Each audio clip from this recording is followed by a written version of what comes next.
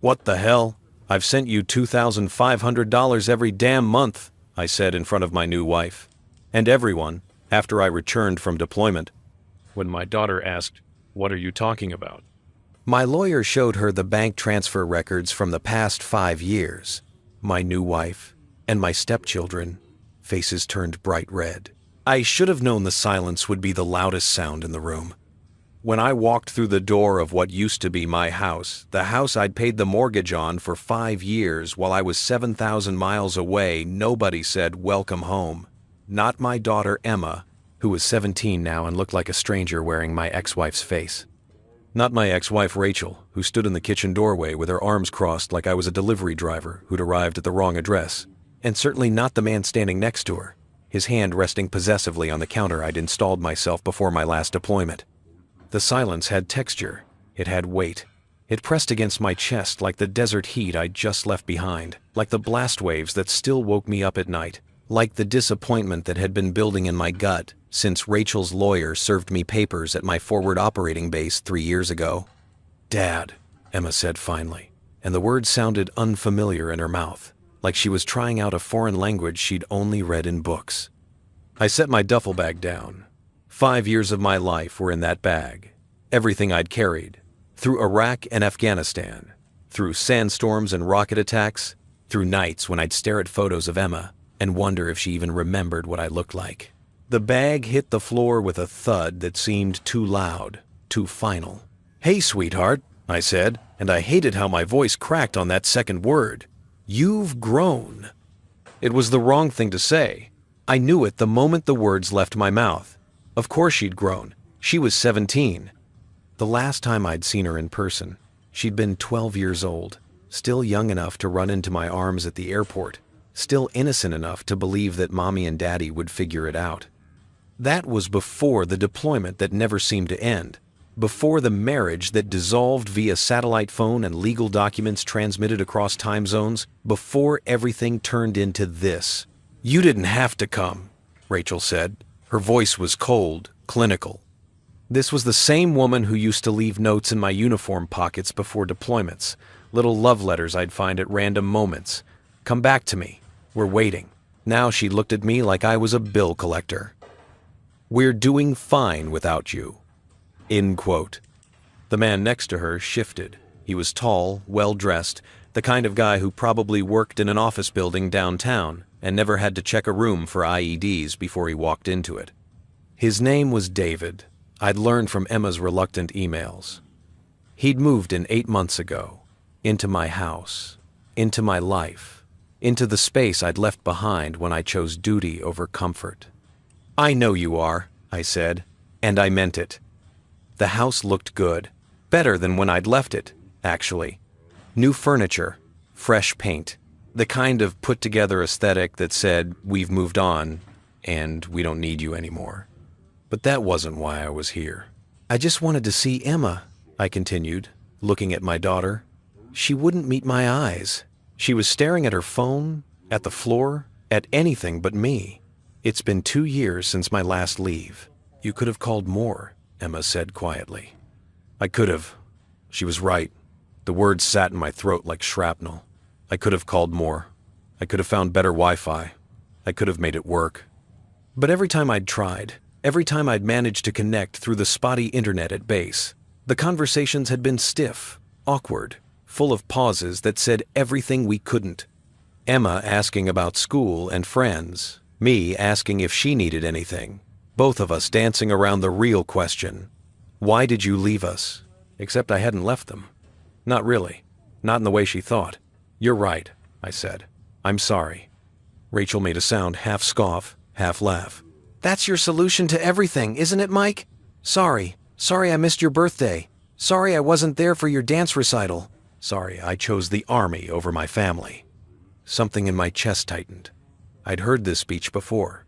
Through the phone, through emails, through the kind of bitter arguments that happen when one person is trying to hold a marriage together from a war zone and the other person has already mentally checked out.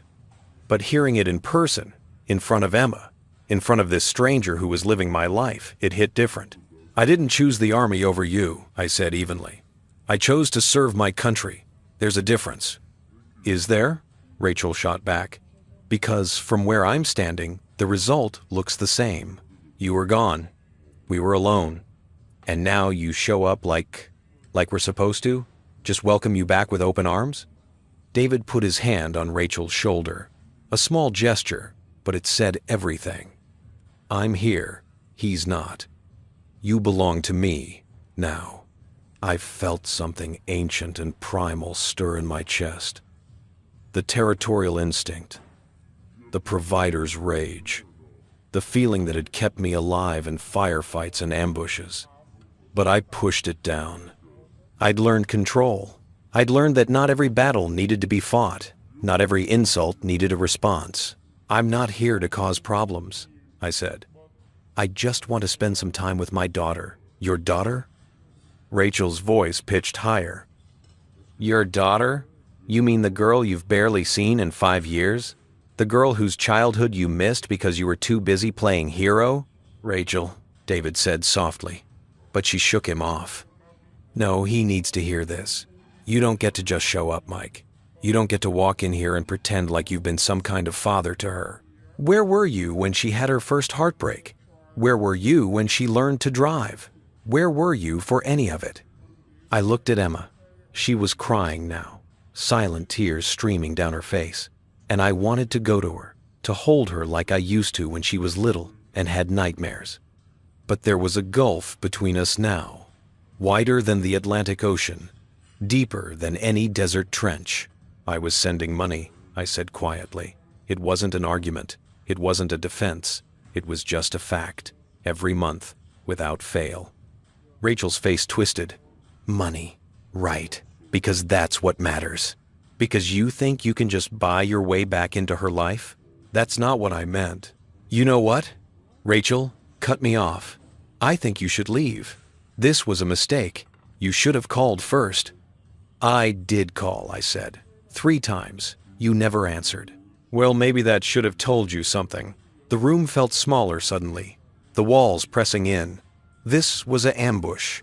I recognized the terrain, the positioning. They'd wanted me to come, so they could make me feel exactly like this unwanted, unnecessary, like a ghost haunting a life that had moved on without me. But I'd survived worse. I'd survived ambushes where the enemy knew every move I'd make. I'd survived nights when I thought the mortars would never stop falling. I'd survived the kind of loneliness that comes from being surrounded by brothers in arms while your family falls apart on the other side of the world.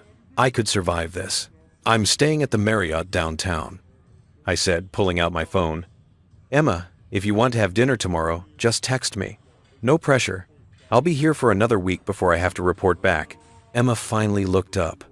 Her eyes were red, mascara smudged. Dad, it's okay, I said, even though it wasn't. Nothing about this was okay. Just think about it. I picked up my duffel bag. It felt heavier now, like it had absorbed all the disappointment in the room. I turned toward the door, toward escape, toward the rental car waiting outside. Mike, Rachel said, and something in her voice made me stop. It wasn't anger anymore. It was something else. Something that sounded almost like guilt. I didn't mean, yes, you did, I said without turning around. And that's fine. You've earned the right to be angry with me. But Emma hasn't. She's just caught in the middle of our mess. I left before anyone could respond. The autumn air hit me like a slap, cold and sharp after the stuffy warmth of the house. My house. Their house. I wasn't even sure anymore. The Marriott was sterile and anonymous, the kind of place that could be anywhere in America. I checked in, rode the elevator to the 3rd floor, and sat on the bed in my room, still in my uniform, still smelling like the plane, and the base, and the recycled air of a life that felt increasingly disconnected from reality. My phone buzzed. For a moment, hope flared, maybe Emma, maybe an apology, maybe something, but it was just a notification from my bank app. I stared at it for a long moment before opening it. The transaction history loaded slowly, line after line of automated transfers. Every 15th of the month. Like clockwork. $2,500 to Rachel's account. Child support. plus extra. More than the court had ordered, actually. I'd wanted to make sure Emma had everything she needed. Clothes, activities, college fund, whatever. I'd wanted to prove that even if I couldn't be there physically, I was still providing, still caring, still being a father in the only way I knew how from 7,000 miles away. 5 years of transfers, 60 months, $150,000. I scrolled through them, remembering what I'd been doing when each payment went through. This one, pinned down in a building in Kandahar, wondering if I'd make it to see the next month. This one, 2 days after I'd watched a friend get hit by an IED, still processing the trauma. This one, the same day Rachel's lawyer sent the final divorce papers, making it official that my marriage was over. Every single month, without fail, even when my own bank account was running low, even when I'd had to eat ramen in my bunk to make ends meet, even when the divorce was draining me dry with legal fees and settlement payments. Because Emma was my daughter. Because she deserved better than to suffer for her parents' failures. Because I'd promised myself that no matter what happened between Rachel and me, I'd never abandon my little girl. My phone buzzed again. This time it was a text from Marcus, my lawyer. He was also a veteran, someone who understood what it meant to serve, to sacrifice, to come home to a world that had kept spinning without you. "How'd it go?" he asked. I stared at the message for a long time before responding.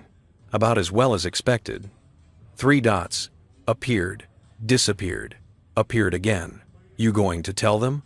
That was the question, wasn't it? The question I'd been wrestling with since Marcus first showed me the documents 3 weeks ago, since I'd realized what had been happening, since the truth had crystallized into something I couldn't ignore anymore. "Not yet," I typed back. "Need to talk to Emma first. Without an audience." "Good call. Let me know if you need anything." I set the phone down and lay back on the bed, staring at the ceiling. The acoustic tiles were water-stained, patterns that looked like continents I'd never visit, like the maps we'd studied before missions, like the randomness of a life that never goes the way you plan. I'd thought coming home would be the hard part. I'd thought the war zones were where the battles were. But sitting in this hotel room, my daughter refusing to look at me, my ex-wife treating me like an intruder, I realized that I'd been wrong. The hardest battles aren't fought with guns, they're fought with the truth, and sometimes the truth is a weapon more devastating than anything I'd carried overseas. Tomorrow, I'd try again with Emma. I'd take her to dinner, somewhere neutral, somewhere we could talk without Rachel's anger poisoning the air. I'd tell her about the deployments, about the nights I'd cried in my bunk missing her soccer games, about the photos I'd carried in my vest pocket during patrols. I'd try to bridge that gulf between us. And if that didn't work, if she still looked at me like a stranger, if she still believed the narrative that I'd abandoned them, then I'd show her the receipts. All of them. Because the truth was coming out, one way or another. And when it did, when the full picture finally emerged from the shadows Rachel had carefully constructed around it, everything was going to change. I just hoped Emma would still be speaking to me when the dust settled. Outside my window, the city lights flickered like distant stars. Somewhere out there, in a house I'd paid for, my daughter was going to sleep thinking her father was a deadbeat who'd chosen war over family. Somewhere out there, my ex-wife was probably congratulating herself on keeping me at arm's length, on protecting Emma from the father who'd abandoned them. And, somewhere out there, the truth was waiting, patient, inevitable, devastating. I closed my eyes and let the exhaustion take me, the kind of bone-deep weariness that comes from fighting battles on every front. Tomorrow would come soon enough. Tomorrow, I'd start fighting back. But tonight, I'd just be tired, just be human, just be a father who missed his daughter and wondered when everything had gone so wrong. The receipts could wait one more day. The coffee shop was neutral territory. That's what I told myself as I sat in the corner booth at 10 a.m., watching the door like I used to watch sector perimeters in Fallujah Alert, anxious, expecting contact that might not come. The cafe was one of those modern places with exposed brick and Edison bulbs, the kind of establishment that charged $7 for a latte and called it artisanal. Emma had suggested it via text at 7:30 that morning, a message that had woken me from nightmares about missed birthdays and empty chairs at dinner tables. "Can we meet? Just us. Mom doesn't need to know. 5 words that had felt like a lifeline. I'd arrived 30 minutes early, ordered a black coffee I didn't drink, and watched the steam curl up from the cup like smoke signals from a life I couldn't quite reach. My uniform was back at the hotel. Today I wore jeans and a flannel shirt, civilian clothes that felt like a costume after so many years in ACUs. I wanted Emma to see me as her father, not as Sergeant Mike Crawford, not as the soldier who'd chosen duty over dance recitals. Just Dad, if I could still claim that title. The door chimed. Emma walked in, and my breath caught. She looked so much like Rachel used to look before the bitterness, before the divorce, before I became the villain in the story of our marriage. Dark hair pulled back in a ponytail. Her mother's green eyes. My stubborn jaw. She was wearing a college sweatshirt, University of Michigan, and something about that detail stabbed at me. Had she chosen a school? Had anyone told me? Had I missed that conversation too? She saw me and hesitated. For a moment, I thought she might turn around, might decide this was a mistake, might choose the easier path of maintaining the distance that had calcified between us. But she didn't. She walked over, slowly, like she was approaching something dangerous. "Hi," she said. "Hi, sweetheart." I started to stand, uncertain of the protocol. Do I hug her? Shake her hand? Keep my distance like we're strangers negotiating a treaty? She solved the problem by sliding into the booth across from me, putting the table between us like a DMZ. "Thanks for coming," I said. "Yeah."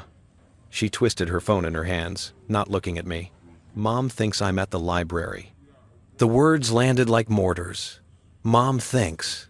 Not I told Mom. Not Mom knows. We were already operating in secrets, in the shadows of a relationship that had to hide from the woman who'd once been my wife. "I won't keep you long," I said.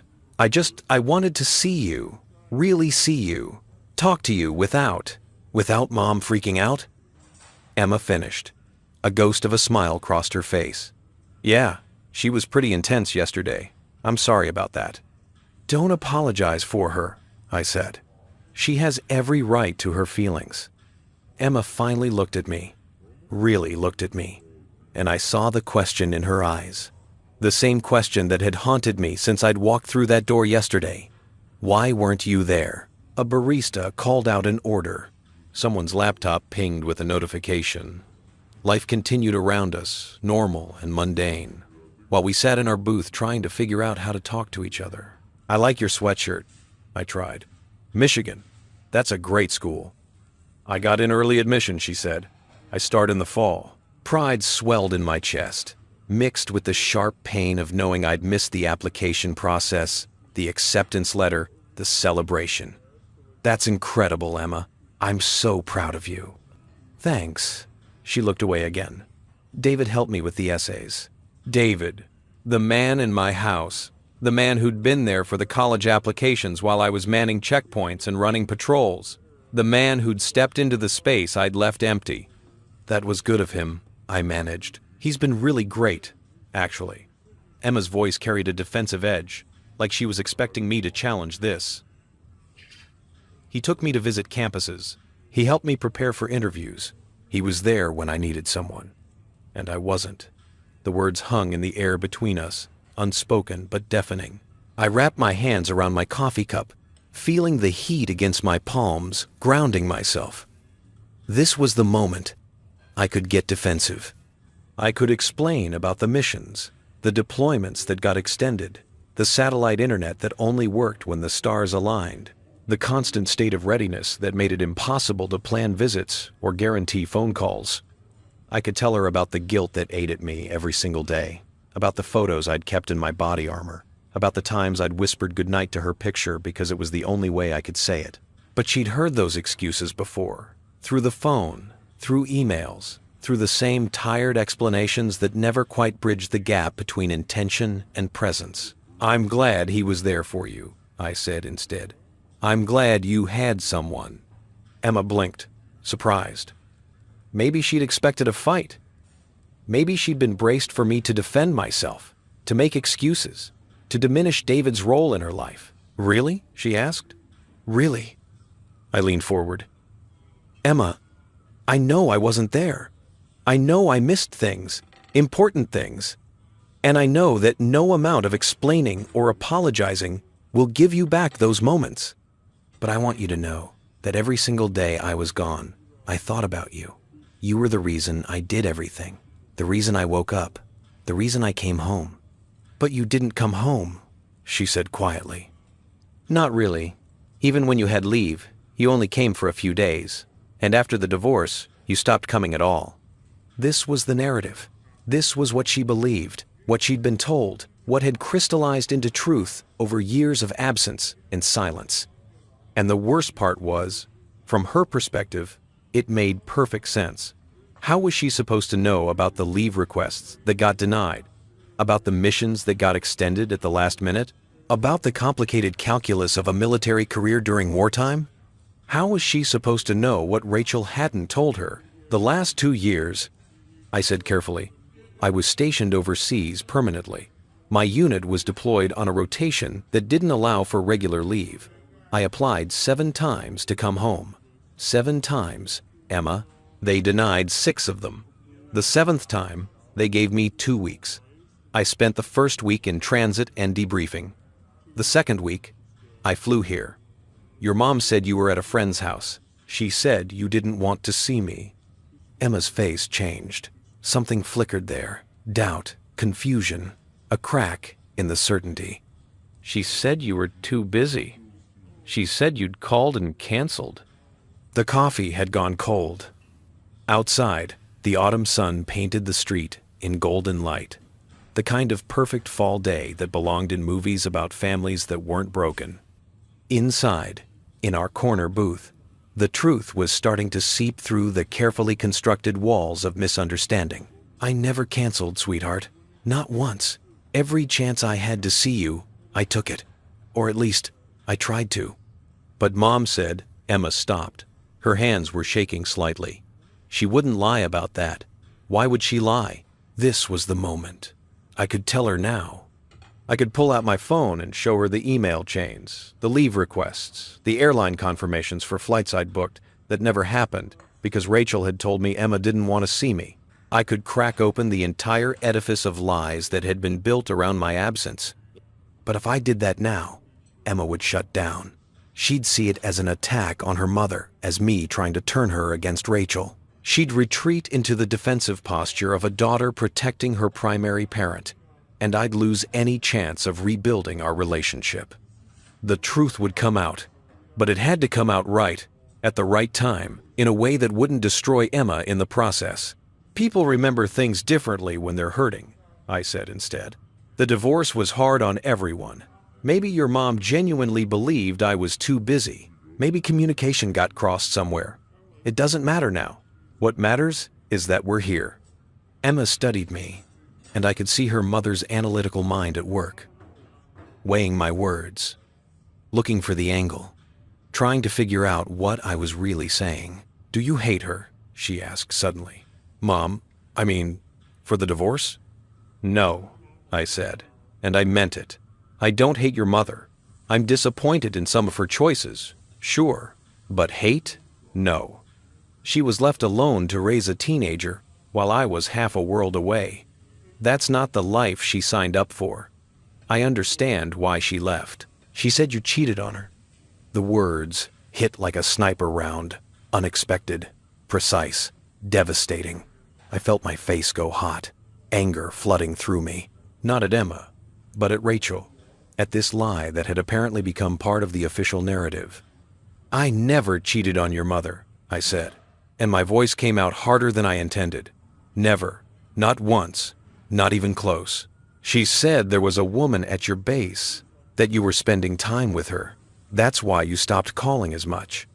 I closed my eyes, trying to control my breathing. In through the nose, out through the mouth. The techniques they taught us for staying calm under fire, for not making rash decisions when the adrenaline was screaming at you to act. There was a woman, I said slowly. Her name was Captain Lisa Henderson. She was our intelligence officer. We worked together on mission planning. That's all it was, Emma. Work. Professional colleagues doing our jobs. I never touched her. Never even thought about it. Your mother was the only woman I ever loved. Was, Emma caught the past tense. Was, is, It's complicated. I opened my eyes. Emma, you're old enough to understand this. Marriage is hard. Marriage during wartime is nearly impossible. Your mom and I, we tried. We really tried. But the distance, the fear, the loneliness on both sides, it wore us down. By the time the divorce happened, we were both exhausted. Looking for reasons. Looking for someone to blame. And she blamed you. And I let her, I said. Because what was I going to do? Fight it from Afghanistan? Drag her through a bitter custody battle while I was deployed? I signed the papers. I agreed to the terms. I let her have the house, the car, most of our savings. The only thing I fought for was you. Emma's eyes were wet now. You didn't fight very hard. You just left. I didn't leave. The Army moved me. And the custody agreement your mother's lawyer drafted said I could have you for 2 weeks in the summer and alternating holidays. But every time I tried to arrange it, something came up on her end. You had a trip planned. You had a competition. You didn't feel well. There was always a reason. That's not Emma. Started, then stopped. I don't remember that. You wouldn't. You were 12, 13, 14. Your mom was your whole world. If she said Dad was busy, you believed her. Why wouldn't you? A tear rolled down Emma's cheek. She wiped it away angrily, like crying was admitting defeat.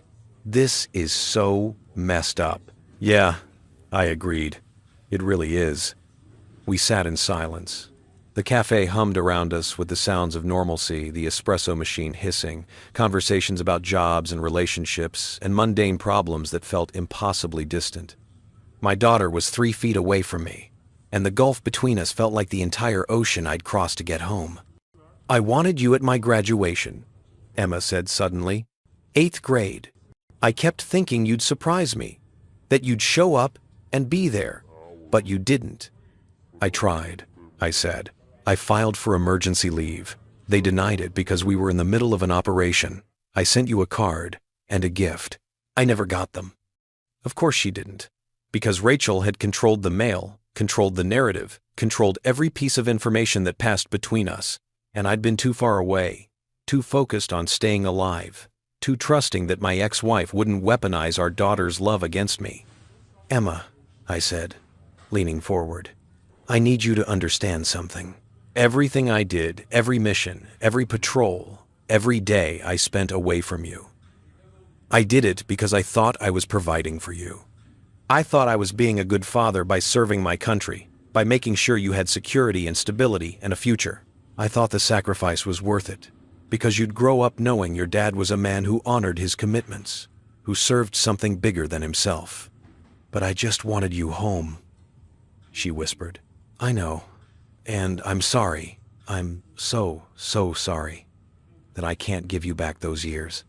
I'm sorry I wasn't there when you needed me. I'm sorry that the world is complicated, and being a good father sometimes means making impossible choices that leave everyone hurt. She was crying openly now, and I wanted to go to her, to hold her, like I used to when she was little. But I stayed in my seat, giving her space, letting her process. I don't know what to believe anymore, she said. Mom says one thing, you say another, and I don't know who's telling the truth. This was it, the opening. I could tell her now. I could say, I have proof. I have emails. I have bank records. I have everything documented. I could show her that I'd been sending money every month, more money than the court ordered, enough to cover everything she needed and more. I could prove that I'd been trying, that I'd been present in the only way I could be. But if I played that card now, Emma would have to choose. And children shouldn't have to choose between their parents, shouldn't have to sit in judgment, shouldn't have to be the arbiters of truth in their parents' wars. You don't have to believe anyone right now, I said instead. You can just sit with the confusion. You can take your time. I'm not going anywhere.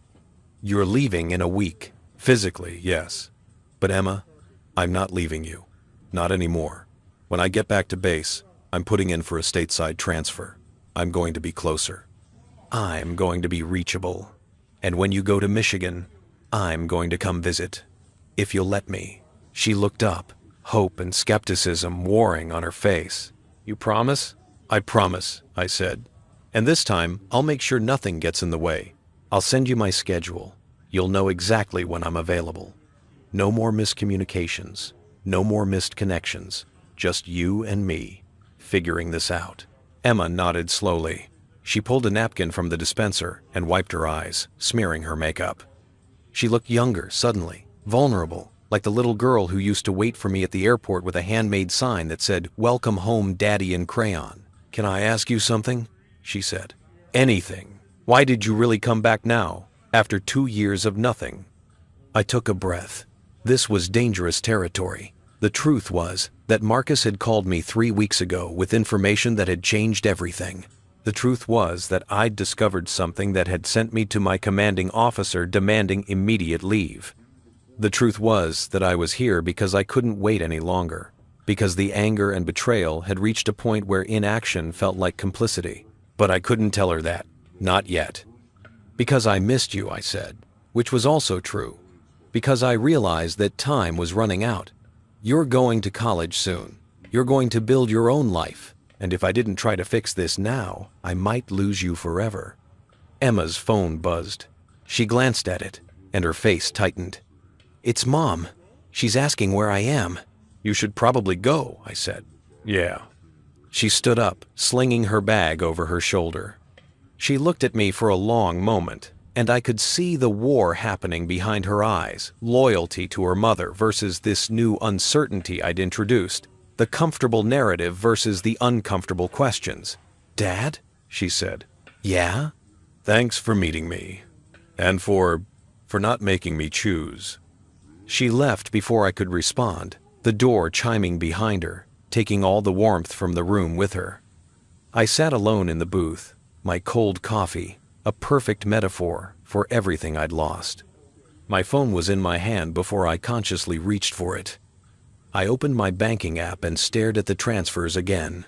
5 years, $150,000. Every month without fail, even when it hurt, even when my own account was running dry. Then I opened my email and found the folder I'd been avoiding, the one labeled Divorce, Emma. Inside were hundreds of messages. Leave requests denied. Emails to Rachel about visitation that went unanswered. Airline confirmations for trips that never happened because Emma was busy. School records I'd requested that were never sent. Birthday presents I'd mailed with tracking numbers showing they'd been delivered but that Emma claimed she never received. A paper trail of absence that told a very different story than the one Rachel had been telling. Marcus was right. She needed to know. But more than that, the world needed to know. Because what Rachel had done wasn't just lying. It wasn't just parental alienation. It was theft. It was fraud. And it was time to stop protecting her from the consequences of her choices. I paid for the coffee I hadn't drunk and walked out into the autumn sunshine. The Marriott was 6 blocks away. I could walk it. I needed to walk it, needed to move, needed to do something other than sit in the rage that was building in my chest. Tomorrow, I'd make my move. Tomorrow, Emma would learn the truth. Tomorrow, the receipts would speak louder than any of Rachel's lies. But today, I'd given my daughter one more day of believing her mother was honest. One more day before her world shifted on its axis. It was the last gift I could give her before everything changed. Marcus Chen's law office was in one of those old downtown buildings that smelled like leather and wood polish and decades of quiet battles fought with paper instead of bullets. I'd been here twice before, once when Rachel first filed for divorce, and once when we'd finalized the custody agreement that I'd signed while sitting in a plywood office at Bagram Air Base, my hands shaking so hard I could barely hold the pen. This visit felt different.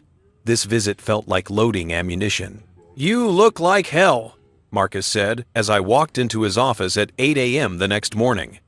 He was Vietnamese American, 45, with the kind of calm demeanor that came from seeing everything twice. He'd done 2 tours in Iraq as a JAG officer before going into private practice, which meant he understood things most civilian lawyers didn't: the weight of service, the cost of duty, the way the military could chew you up and spit you out with a thank you for your service and a handshake. "Didn't sleep much," I admitted, sinking into one of his client chairs. Through the window behind him, I could see the city waking up, people walking to work with coffee cups, completely unaware that their lives were simple and straightforward and not built on foundations of lies. "How'd it go with Emma?" Marcus asked, settling behind his desk. "About as well as you'd expect. She's confused, angry, doesn't know what to believe." I rubbed my face. Rachel told her, "I cheated. That's why I stopped calling, apparently. That's why the marriage fell apart." Marcus's jaw tightened. "Did you tell her the truth?" "Some of it. I told her I never cheated. I told her about the leave request that got denied. But I didn't show her the evidence yet. She's not ready." Mike Marcus leaned forward, his lawyer face settling into place. "I know you want to protect her, but at some point, Emma needs to see what her mother's been doing. Not just for your sake, for hers. Because right now, she's operating on false information, and that's going to shape every decision she makes about your relationship." I knew he was right. I'd known it since he'd first called me 3 weeks ago, with the discovery that had brought me home. But knowing something intellectually and being ready to detonate a bomb in your daughter's life were two very different things. "Show me what you found," I said. "All of it." Marcus pulled a manila folder from his desk drawer. It was thick, stuffed with documents that represented months of investigation. He'd started digging after I'd mentioned in passing that I hadn't heard from Emma in over a year, despite sending emails and texts that went unanswered. "I should warn you," Marcus said. "This is worse than we initially thought." He opened the folder and spread documents across the desk, like a general laying out a battle plan. Bank statements, email printouts, legal documents, school records. Each piece of paper was a small truth, but together they formed a picture that made my stomach clench. "Let's start with the money," Marcus said, pulling out a highlighted bank statement. "You've been sending $2,500 per month for 5 years.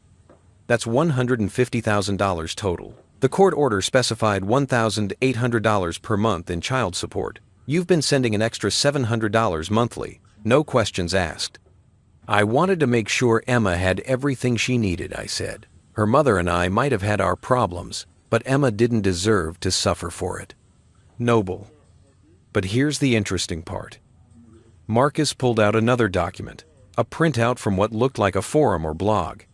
Rachel has been very active on a divorced mother's support group online, under a pseudonym, obviously, but I was able to confirm it's her through cross-referencing details. And in this forum, she's repeatedly claimed that you've been sending barely anything, that she's been struggling to make ends meet, that she's had to pick up extra work to cover Emma's expenses because her deadbeat ex-husband abandoned them. The words swam before my eyes. I knew Rachel was angry. I knew she resented my absence. But this was something else entirely. "There's more," Marcus continued, and his voice had gone quiet in the way it did when he was about to deliver bad news. 3 years ago, Emma needed braces. Do you remember getting any information about that? I searched my memory. No. I knew she had some dental work done, but Rachel said insurance covered it. It didn't. The orthodontic work cost $8,000 over 2 years. Rachel set up a GoFundMe page for it. Marcus turned his laptop around so I could see the screen. "She told everyone who donated that you refused to help pay for it, that you'd cut off support, that Emma was suffering because her father didn't care enough to help with her medical needs." The GoFundMe page was still live. I could see the photos of Emma, younger, with crooked teeth. I could see Rachel's description. "My ex-husband has decided his new life is more important than his daughter's health. Emma needs braces, but he's refused to contribute a single dollar. Any help would be appreciated during this difficult time." The page had raised $6,400. 63 donors, most of them people I recognized. Our old neighbors, friends from before the deployment, people from Rachel's church. All of them believing that I'd abandoned my daughter, that I'd refused to help with something as basic as dental care. All of them never knowing that I'd been sending $700 extra every month specifically for things like this. More than enough to cover braces, activities, whatever Emma needed. "She lied," I said, and my voice sounded distant, disconnected. "She took money from people under false pretenses. Technically, it's fraud," Marcus said. "But that's not even the worst part." I looked at him. "There's worse?" Marcus pulled out a stack of papers clipped together. These are Emma's school records. I had to work some connections to get them, so don't ask me how.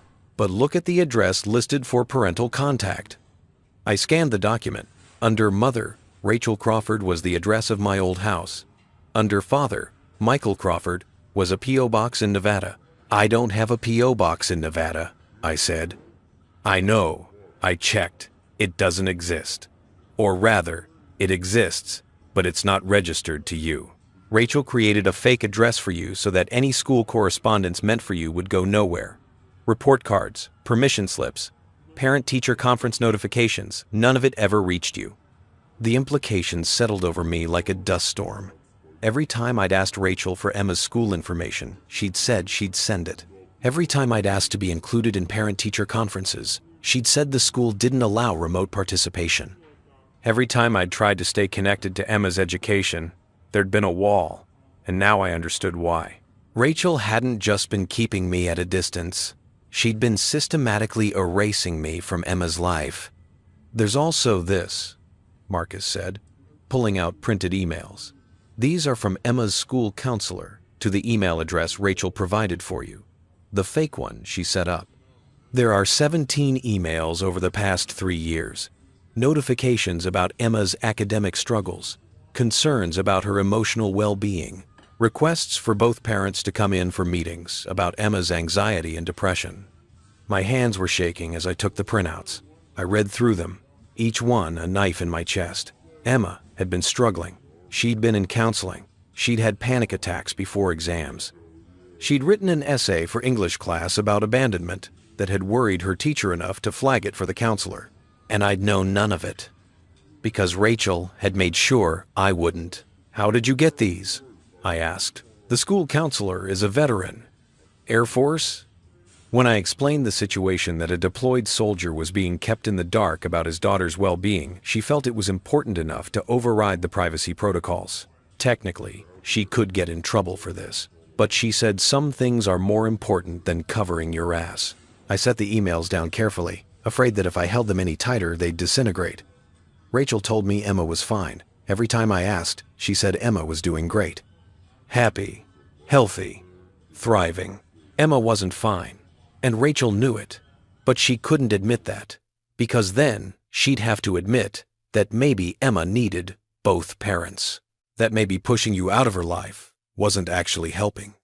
The rage I'd been keeping controlled, keeping buried, keeping professional, started to bubble up. This wasn't just about lies anymore. This wasn't just about hurt feelings or wounded pride. This was about my daughter suffering while I was kept deliberately, maliciously ignorant. I could have helped, I said. If I'd known she was struggling, I could have called more. I could have— You couldn't have done anything, Marcus interrupted. That's the point. Rachel made sure you couldn't. Because if you'd been able to help, if you'd been able to be there for Emma in any meaningful way, then Rachel's narrative would have fallen apart. She needed you to be the villain. She needed you to be absent and uncaring, because that made her the hero of the story. I stood up, needing to move, needing to do something with the energy coursing through me. I walked to the window and stared out at the street below. Normal people living normal lives, and here I was discovering that the past 5 years had been built on a lie so comprehensive, so deliberate, that it had its own architecture. What's my legal standing here, I asked. For the fraud? The fake GoFundMe? Marcus considered. Potentially criminal, but hard to prove intent. She could claim she genuinely believed you weren't contributing enough, that the extra money you sent wasn't specifically earmarked for things like braces. But I have the bank statement showing I sent more than the court ordered. Yes, which destroys her credibility, but doesn't necessarily prove criminal intent. A good lawyer could argue she was emotionally distraught, operating under genuine belief, etc. Marcus paused. However, the parental alienation keeping you from school records, creating fake contact information, telling Emma you didn't want to see her when you were actively trying to arrange visits, that's different. That's a pattern of behavior designed to damage your relationship with your daughter. And courts take that very seriously, especially when one parent is military and has limited ability to fight back. So what do? Marcus pulled out another document, this one crisp and official-looking. I've drafted a motion to modify custody. Given what we've found, given the systematic alienation, given your upcoming stateside transfer, we have a strong case for joint custody. Real joint custody, not the bullshit arrangement where you get 2 weeks a year if the stars align. I turned away from the window. Emma's 17. She's going to college in 9 months. What's the point of fighting for custody now? The point, Marcus said carefully, is that Rachel needs to face consequences for what she's done, not because you're vindictive, but because if she doesn't, she'll keep doing it. She'll poison Emma against you in new ways. She'll find ways to insert herself between you and your daughter, even when Emma's an adult. And Emma needs to know the truth, Mike. She needs to understand what really happened, so she can make informed decisions about her relationship with both of you. He was right. I knew he was right. But God, the thought of putting Emma through a custody battle, of making her choose, of exposing all of this ugliness. There's something else you should see, Marcus said. His voice had changed, gone softer. I wasn't sure if I should show you this, but I think you need to know the full scope. He pulled out his phone and opened Facebook, navigating to a page. This is Rachel's profile. It's mostly private, but her timeline photos are public. He handed me the phone. The first photo was from 2 months ago. Rachel, David, and Emma at what looked like a nice restaurant. Everyone was dressed up, smiling. The caption read, "Celebrating our family. So grateful for this man who stepped up when someone else stepped away. Number blessed. Number real father. Number family." The comments were full of people congratulating them, praising David, making sympathetic noises about how hard it must have been for Rachel. A few people explicitly mentioned me, good riddance to deadbeats, and Emma's better off without him, and she deserves a real father figure. I scrolled further. More photos. David at Emma's school events. David helping her move into her dorm for a college preview weekend. David teaching her to drive. All the moments I'd missed, all the milestones I'd been kept from, documented and celebrated as proof that I didn't matter, that I'd been successfully replaced. And in every caption, in every comment Rachel made, there was the implication, Mike abandoned us. Mike doesn't care. David is the real father now. She's been building a narrative, Marcus said, a public one, and Emma's been living in it for years. Everyone Emma knows, her friends, her teachers, her extended family, they all believe this version of events. Which means, when you tell her the truth, she's not just going to be shocked. She's going to feel like her entire reality has been a lie. I handed the phone back, my hand steady despite the storm inside me. When do we file the motion? And I can file it today, but Marcus looked at me seriously. Once we do this, there's no going back. Rachel's going to fight dirty. She's going to try to make you look bad. She's going to tell Emma that you're attacking her, trying to take her away, being vindictive. You need to be prepared for it to get ugly. It's already ugly, I said. It's been ugly for 5 years. I just didn't know it. Marcus nodded slowly. Then there's one more thing we need to discuss. The money. What about it?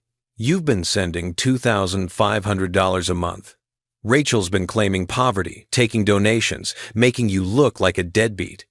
But she's also been living pretty well. New car, regular vacations, based on her social media, home renovations. So where's the money going? The question hung in the air. I'd assumed the money was going to Emma, clothes, activities, college fund, whatever she needed. But if Rachel was claiming to be struggling, if she was taking donations for things like braces while I was sending hundreds extra every month, you think she's been using it for herself? I said. I think it's worth investigating. And I think when Emma sees that you've been sending money all along, more money than required, more money than most divorced fathers send, it's going to change her perspective significantly. I walked back to the desk and looked at the spread of evidence. Bank statements, emails, school records, social media posts.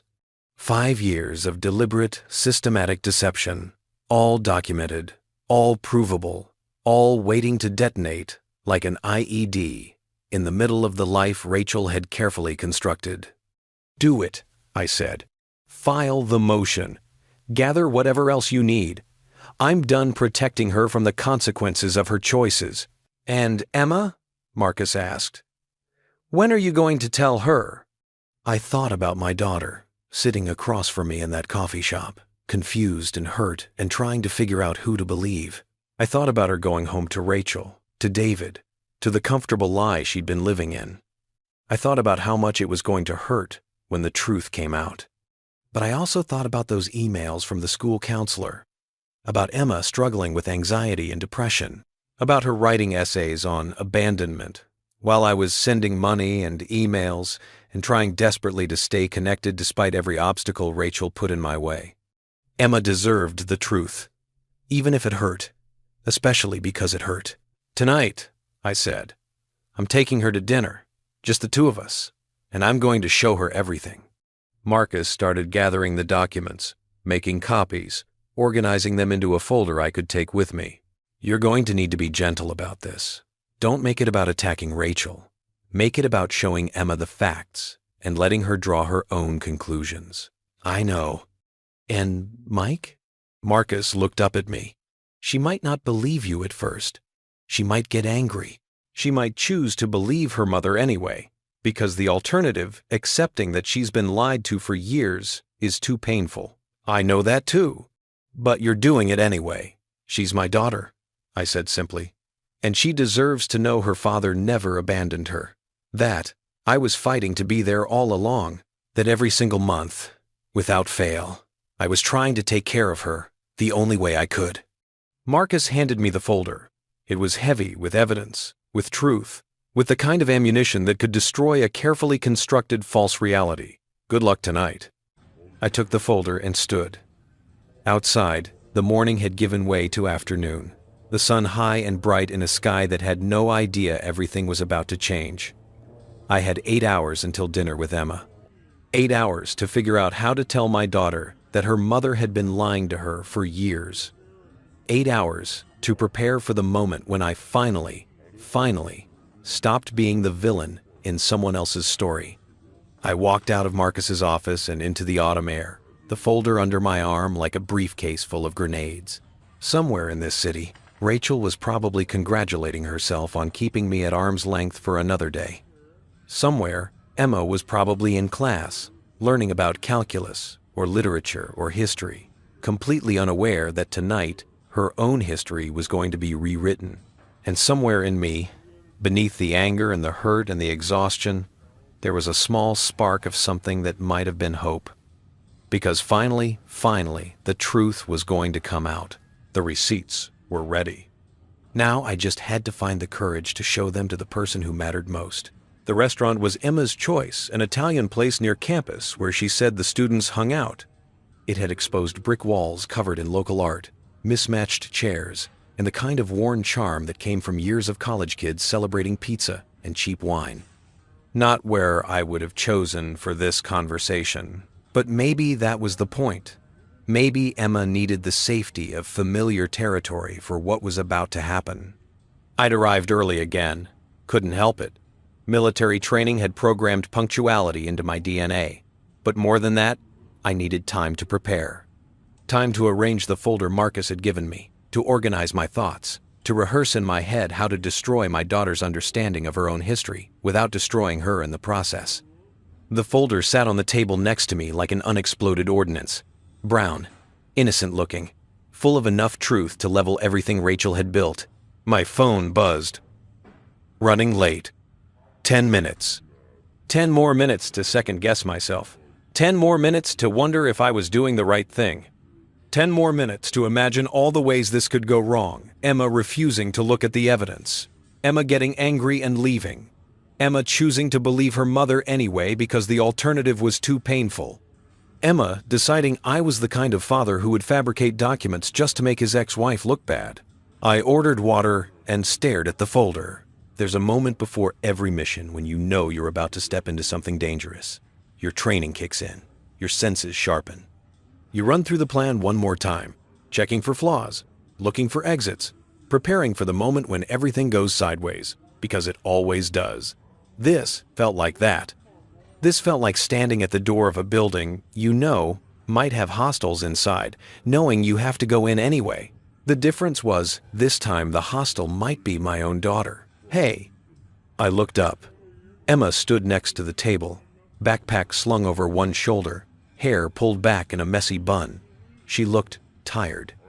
There were dark circles under her eyes, and something about her expression was guarded, defensive. She knew this wasn't a casual dinner. She knew something was coming. Hey, sweetheart. I stood, and this time when I moved to hug her, she let me. Brief, stiff, but contact nonetheless. Progress. Thanks for coming. Yeah. She slid into the booth across from me, eyeing the folder. What's that? We'll get to it, I said. Order first. Whatever you want. My treat. Emma picked up the menu but didn't really look at it. I'm not that hungry. Emma. Mom knows I'm here, she interrupted. I told her. I was tired of lying about it. Something cold settled in my stomach. How'd she take it? About how you'd expect. She said you were trying to manipulate me, that you'd tell me things to turn me against her. Emma finally met my eyes. She said I should be careful. Of course, Rachel had said that. Of course, she'd preemptively poisoned the well, set up defenses, primed Emma to be skeptical of anything I said. It was a smart move, tactically. It meant Emma was sitting here with her guard up, ready to disbelieve me, ready to protect her mother from whatever attack she thought was coming, which meant I had to be even more careful about how I did this. A waitress appeared young, probably a student herself, with a nose ring and tired eyes that said she'd been on her feet too long. We ordered mechanically. Pizza for the table, Cokes, the kind of food you order when you're not really thinking about eating. When the waitress left, silence settled over us like fog. Emma was fidgeting with her napkin, tearing it into small pieces, not looking at me. I could see Rachel in her, the way she bit her lower lip when she was nervous, the way her hands needed something to do when she was uncomfortable. I'm not trying to turn you against your mother, I said quietly. Then what is this? Emma gestured at the folder. What's all this about? I took a breath. This was it. The moment. No going back after this. Before I show you anything, I need you to understand something. I love you. That's not conditional on what you believe about me or your mom. That doesn't change based on who's right or wrong about the past. You're my daughter, and I love you, and nothing I'm about to show you changes that. Emma's jaw tightened. You're scaring me. I know. I'm sorry. I put my hand on the folder but didn't open it yet. Your mother told you I've been sending barely any money, right? That she's been struggling financially because of me? Emma shifted. She said you send the child support the court makes you send. The minimum. Nothing extra. What if I told you that wasn't true? I'd say you were lying. But her voice wavered slightly, doubt creeping in.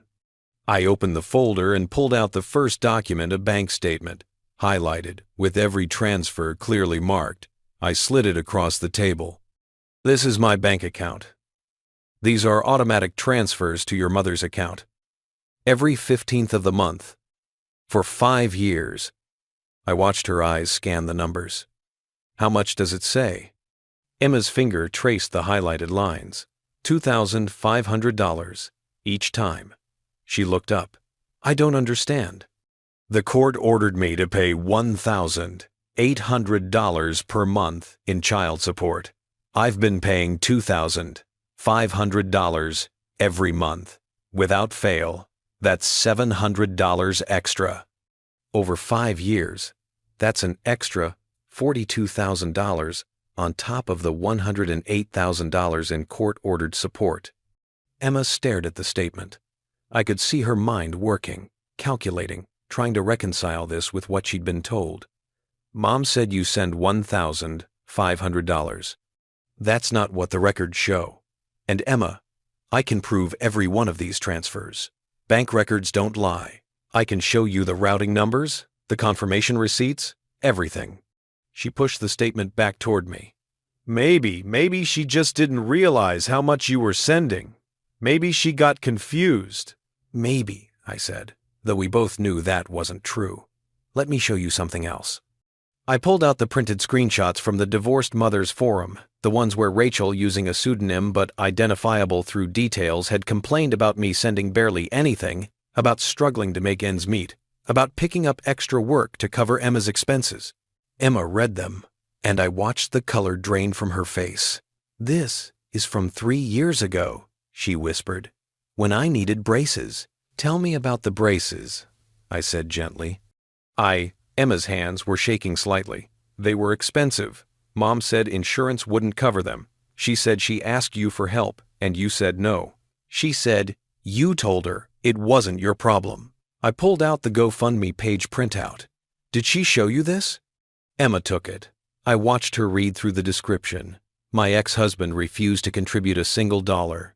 Watched her see the list of donors, the sympathetic comments, the money raised under false pretenses.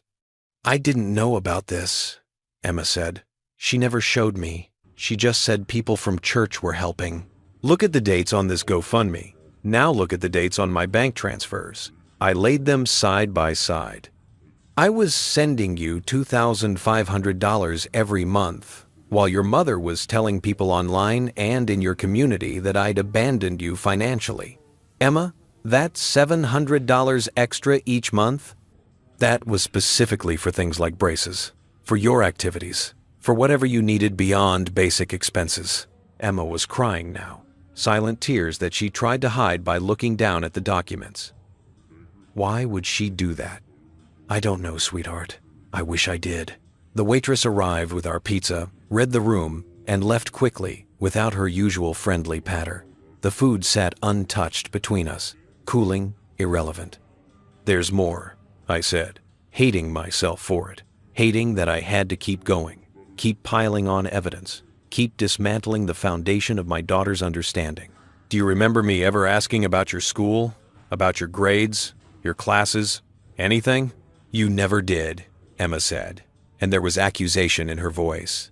"You never seemed interested." I pulled out the school records, the ones showing the fake P.O. box address. "Your mother gave the school a false address for me. Any correspondence meant for me, report cards, parent-teacher conference notices, updates about your academic progress, all of it was sent to an address that doesn't exist. I was never supposed to receive any of it." Emma took the documents with shaking hands. I could see her finding her own name, seeing the parental contact information, seeing the address she knew wasn't real. "I asked your mother about school constantly," I continued. "Every time we talked, she always said everything was fine, that you were doing great, that there was nothing to worry about.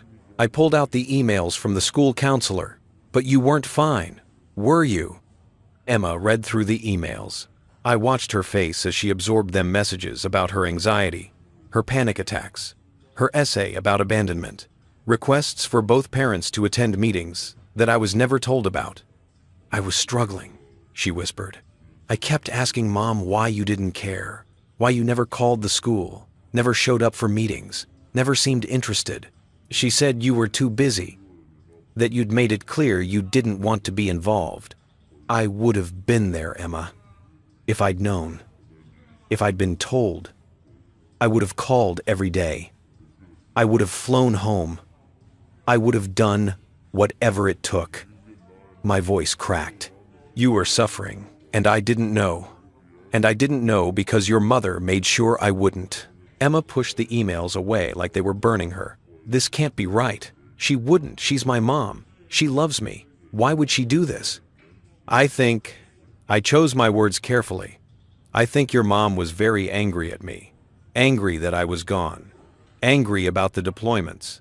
Angry that our marriage fell apart. And I think she started to believe that if she could make me disappear from your life completely, it would be easier for everyone. Easier for her. Easier for you. Like I never existed." "But you exist," Emma said, and she sounded like a child suddenly, lost and confused. "You're my dad. I am.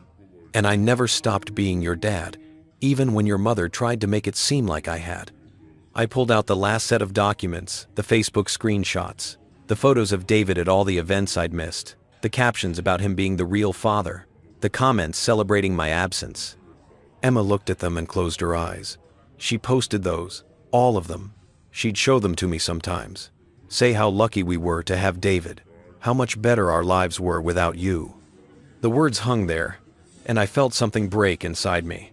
Not anger anymore, just deep, overwhelming sadness for what had been lost, for what Rachel had stolen from both of us.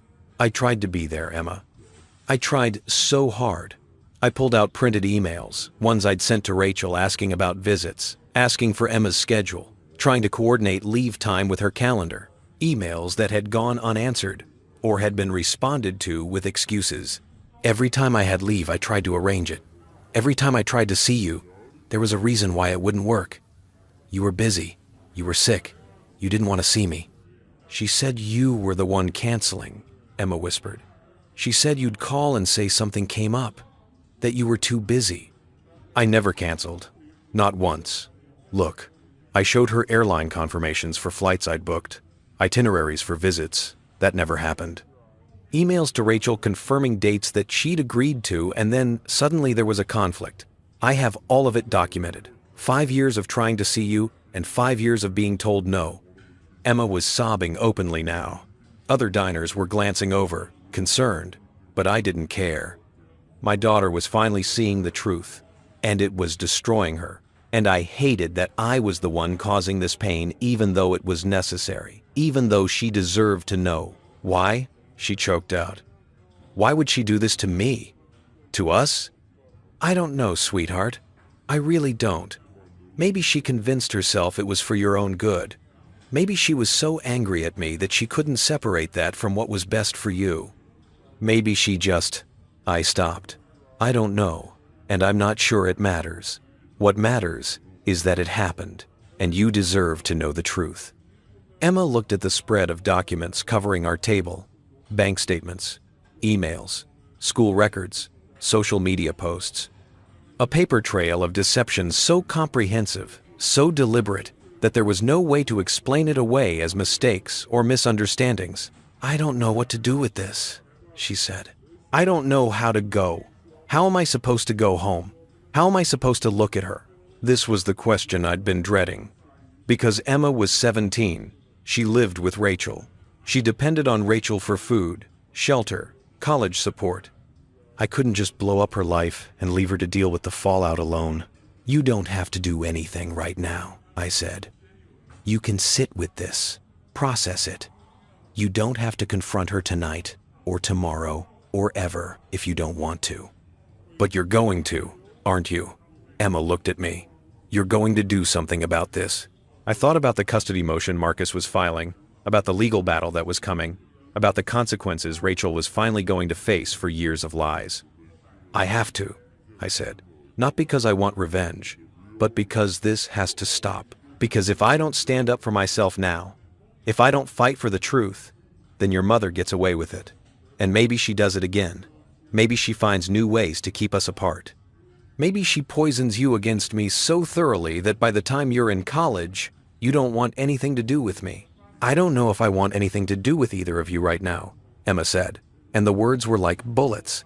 You're telling me my entire childhood was a lie, that everything I believed about you, about Mom, about why our family fell apart, all of it was bullshit.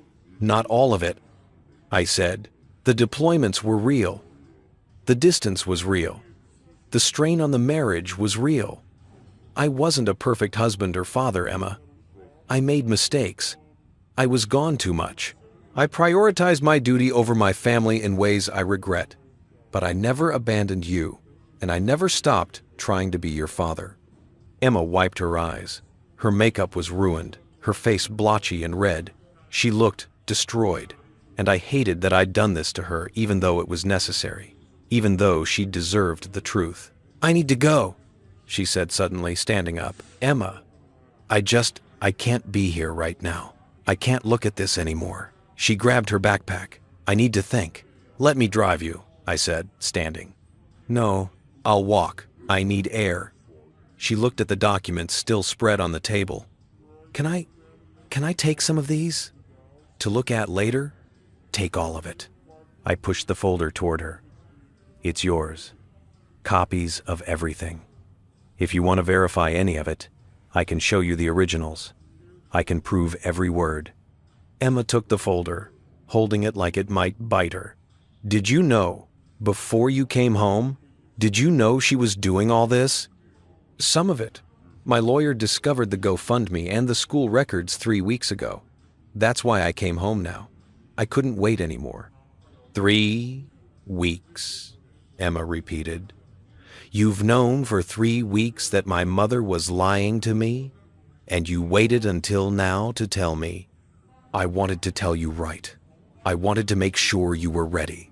I stopped. There was no good answer. I'm sorry. Maybe I should have told you sooner. Emma nodded, not forgiving, just acknowledging. She turned to leave, then stopped. Dad? Yeah? Thank you for telling me. Even though I hate knowing this. She looked at me, and in her eyes I could see the little girl she used to be. The one who'd believed I hung the moon.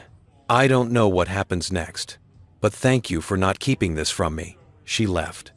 The door chimed behind her, and I stood alone in a restaurant full of college kids, eating pizza and studying for exams, and living normal lives that didn't include having their reality shattered over Italian food.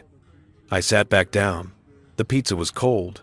The evidence was gone, in Emma's hands now, where it belonged. And somewhere between showing my daughter the truth and watching her walk away, I'd crossed a line I couldn't uncross. The battle had begun. And like all battles, there would be casualties. I just prayed Emma wouldn't be one of them. My phone buzzed. A text from Rachel. What the hell did you tell her? So Emma had gone home, had probably walked in crying, holding the folder, and Rachel had known immediately what had happened. I typed back, the truth. 3 dots appeared, disappeared, appeared again. Then, we need to talk. I looked at those 4 words and felt nothing but exhaustion. 5 years of lies. 5 years of fighting for scraps of my daughter's attention. 5 years of being painted as the villain in a story Rachel had written without my input. Yes, I typed back. We do. See you tomorrow. Bring your lawyer if you want. Mine will be there. I paid the bill, left a large tip for the waitress who'd had to witness our family drama, and walked out into the night. The air was cold, sharp, the kind of autumn evening that hinted at the winter coming. Somewhere in this city, Emma was trying to reconcile 5 years of lies with the truth I'd just given her. Somewhere, Rachel was panicking, trying to figure out how to control a narrative that was slipping out of her hands. And somewhere, Marcus was probably getting ready for the legal battle that was about to explode. But here, walking to my rental car, I felt a strange sense of peace. The truth was out. The receipts had been shown. And whatever happened next, at least Emma would know her father had never abandoned her. At least she'd know she'd been loved all along. Rachel's text came through at 6 a.m. My house, 9 a.m. Emma will be at school. Not our house, my house. Even in a text message, she was establishing ownership, drawing battle lines, claiming territory. I stared at those words in the dim light of my hotel room, already awake because sleep had become something other people did. People whose daughters weren't being used as weapons. People whose ex-wives hadn't spent 5 years constructing elaborate lies.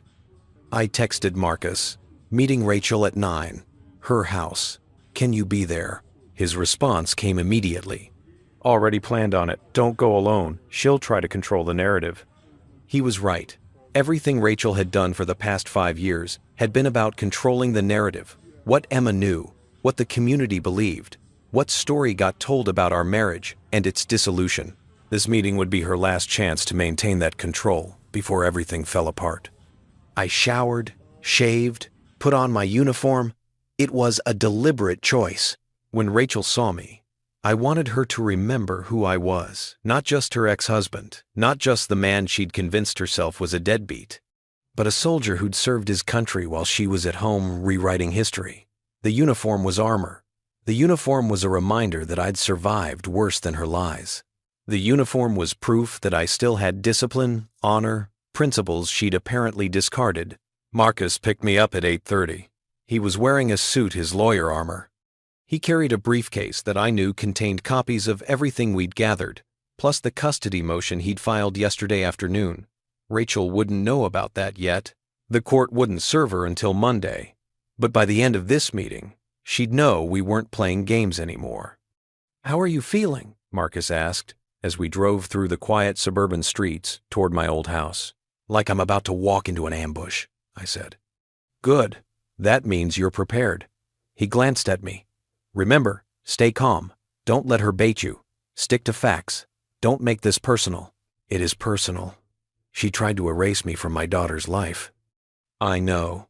But if you lose your temper, if you give her ammunition to paint you as aggressive or unstable, she'll use it. She needs you to be the bad guy. Don't give her what she needs." We pulled up to the house at 8:55. The lawn was immaculate. The flower beds were perfectly maintained. Rachel's car was in the driveway, a new BMW, I noticed. Interesting. For someone who'd been claiming financial hardship, David's truck was gone. Emma was presumably at school, safely away from whatever was about to happen. Rachel was waiting on the porch. She stood with her arms crossed, and for a moment I saw the woman I'd married 15 years ago. She'd been beautiful, then still was, objectively. Dark hair, sharp features, the kind of presence that drew people to her. I'd fallen in love with her confidence, her certainty, the way she seemed to know exactly who she was and what she wanted. I'd just never realized that what she wanted was a man who would stay home. And when I couldn't be that man, when duty called and I answered, she decided to punish me for it. "I said come alone," Rachel said as we approached. "And I decided to bring my lawyer," I replied. Given the circumstances, it seemed prudent. Her jaw tightened. "This is about our family. We don't need lawyers." "We stopped being a family when you started lying to our daughter about me," I said evenly. "Now we're just two people with a legal dispute." Marcus stepped forward, extending his hand. "Mrs. Crawford, Marcus Chen. I'm representing Mike in some ongoing matters." Rachel didn't take his hand. "I know who you are, and it's Miss Morrison now. I took my maiden name back." Of course she had. Another way to erase me, to pretend I'd never existed, to rewrite herself as someone who'd never been married to a soldier. "Can we go inside?" I asked. "Or are we doing this on the porch for the neighbors to see?" Rachel's lips pressed into a thin line. She turned and walked into the house. Marcus and I followed. The interior was different from when I'd been here 3 days ago. Cleaner somehow. More staged. I realized Rachel had probably spent the morning preparing for this meeting the same way she'd prepared for every other battle, by controlling the environment, by making sure everything looked exactly how she wanted it to look. We sat in the living room. Rachel in the armchair, the one that had been mine once upon a time. Marcus and I on the couch. The positioning was deliberate. She wanted the higher ground, the single seat, the position of power. "I don't know what lies you told Emma," Rachel started. "But she came home hysterical last night, crying, confused. You had no right." "I had every right," I interrupted. "She's my daughter, and she deserved to know the truth." "Your truth," Rachel shot back. "Your version of events, twisted to make me look bad." "Bank statements aren't a version of events, Rachel. They're facts." I pulled out my phone, opened my banking app, and turned the screen toward her. 5 years of transfers. $2,500 every month. That's $150,000 total, more than the court ordered, more than most divorced fathers send. And you told Emma, you told everyone, that I was barely contributing. Rachel's face flushed. "The court ordered $1,800. That's what matters. The legal minimum. Anything extra was just what? Guilt money? Is that what you told yourself?" I leaned forward. "I sent extra because I wanted Emma to have everything she needed. Because I knew being deployed meant I couldn't be there physically, so I tried to make up for it financially. And you took that money and then told people I was a deadbeat." "You were a deadbeat!" Rachel's voice rose. "You were gone. You missed everything. You think money makes up for that?" "No," I said quietly. "Money doesn't make up for absence. But it's not nothing either. And you don't get to take my money and then tell our daughter I abandoned her financially." Marcus pulled out a document from his briefcase. Miss Morrison, I have a copy of the GoFundMe page you created for Emma's orthodontic work. The page where you claimed Mr. Crawford refused to contribute. Where you solicited donations from friends and family under false pretenses. Would you like to explain that? Rachel's face went pale. That was... I didn't think... You didn't think what? That anyone would find out? That Mike would ever see it? That Emma would discover you'd lied to the entire community about her father? Marcus's voice was calm, professional, deadly. Because that's fraud, Miss Morrison. Soliciting donations under false claims. Technically actionable. I was struggling. Rachel stood up, agitated. Do you have any idea what it's like to raise a teenager alone? To handle everything by myself while he was off playing soldier? Playing soldier? The words came out sharper than I intended. I felt Marcus's hand on my arm, warning me to stay calm. But something in me snapped. I was serving my country, Rachel. I was in a war zone. People were shooting at me. IEDs were going off. Friends were dying. And you call that playing? You chose it, she yelled. You chose the army over us, over me, over Emma. I chose to serve. There's a difference. Is there? Rachel's eyes were wet now, angry tears that she tried to blink away. Because from where I was standing, you were never there, never home, always gone. And I was left to handle everything. The house, the bills, Emma's school, her activities, her problems, everything. While you got to be the hero halfway around the world. And you think that was easy for me? I stood up too, facing her across the coffee table. You think I wanted to miss Emma's childhood? You think I enjoyed being gone? I did what I thought was right, what I thought was honorable. And yes, maybe I was wrong. Maybe I should have gotten out, come home, chosen differently. But I didn't abandon you. I didn't stop caring. I sent money. I called when I could. I tried to stay connected despite impossible circumstances. You called once a month, if we were lucky, Rachel said. You missed birthdays. You missed holidays. You missed everything that mattered. Because you made it impossible. The words erupted from me. Every time I tried to arrange leave, you had an excuse. Every time I tried to coordinate visits, Emma was suddenly busy.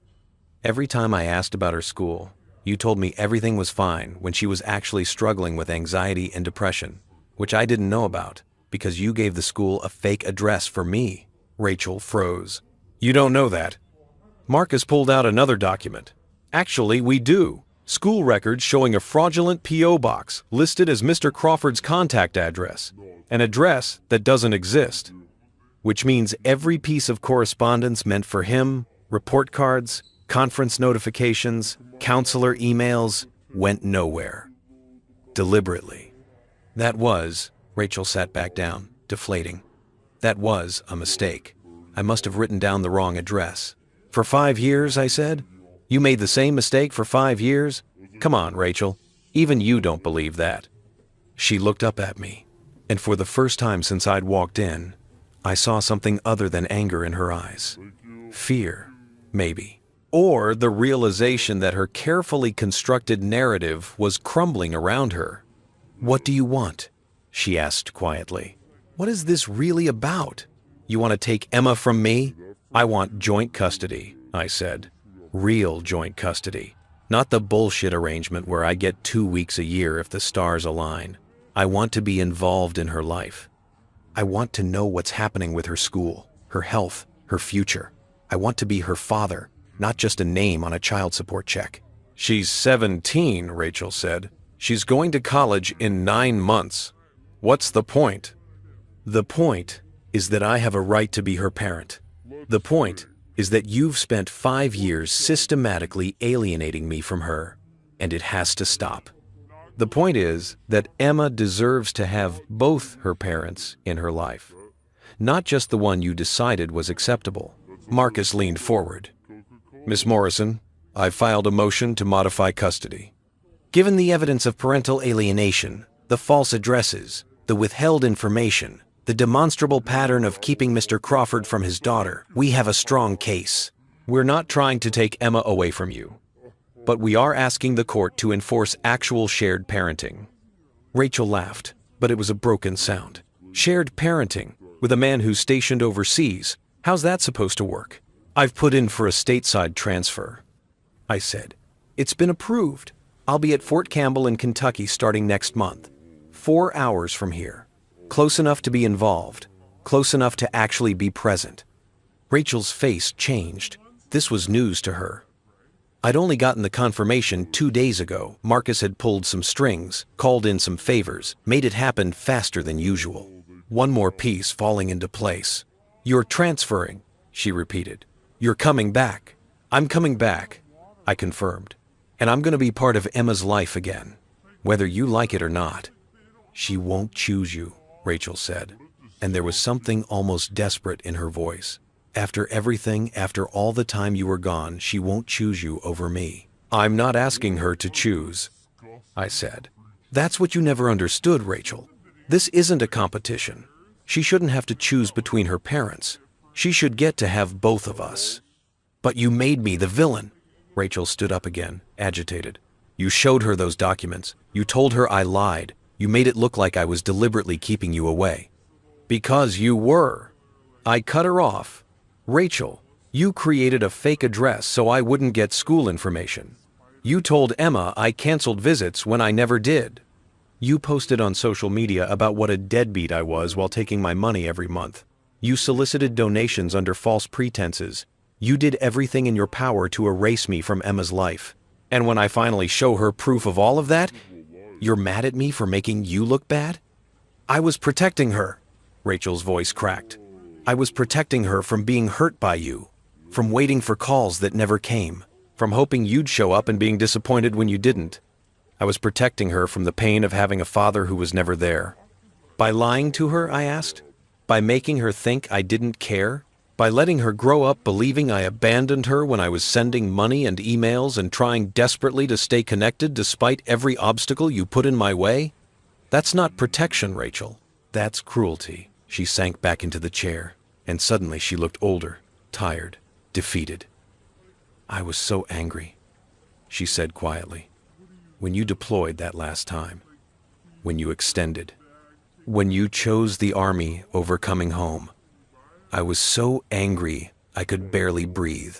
And that anger, it just kept growing, until I convinced myself that you deserved it, that you deserved to be cut out, that Emma was better off without you."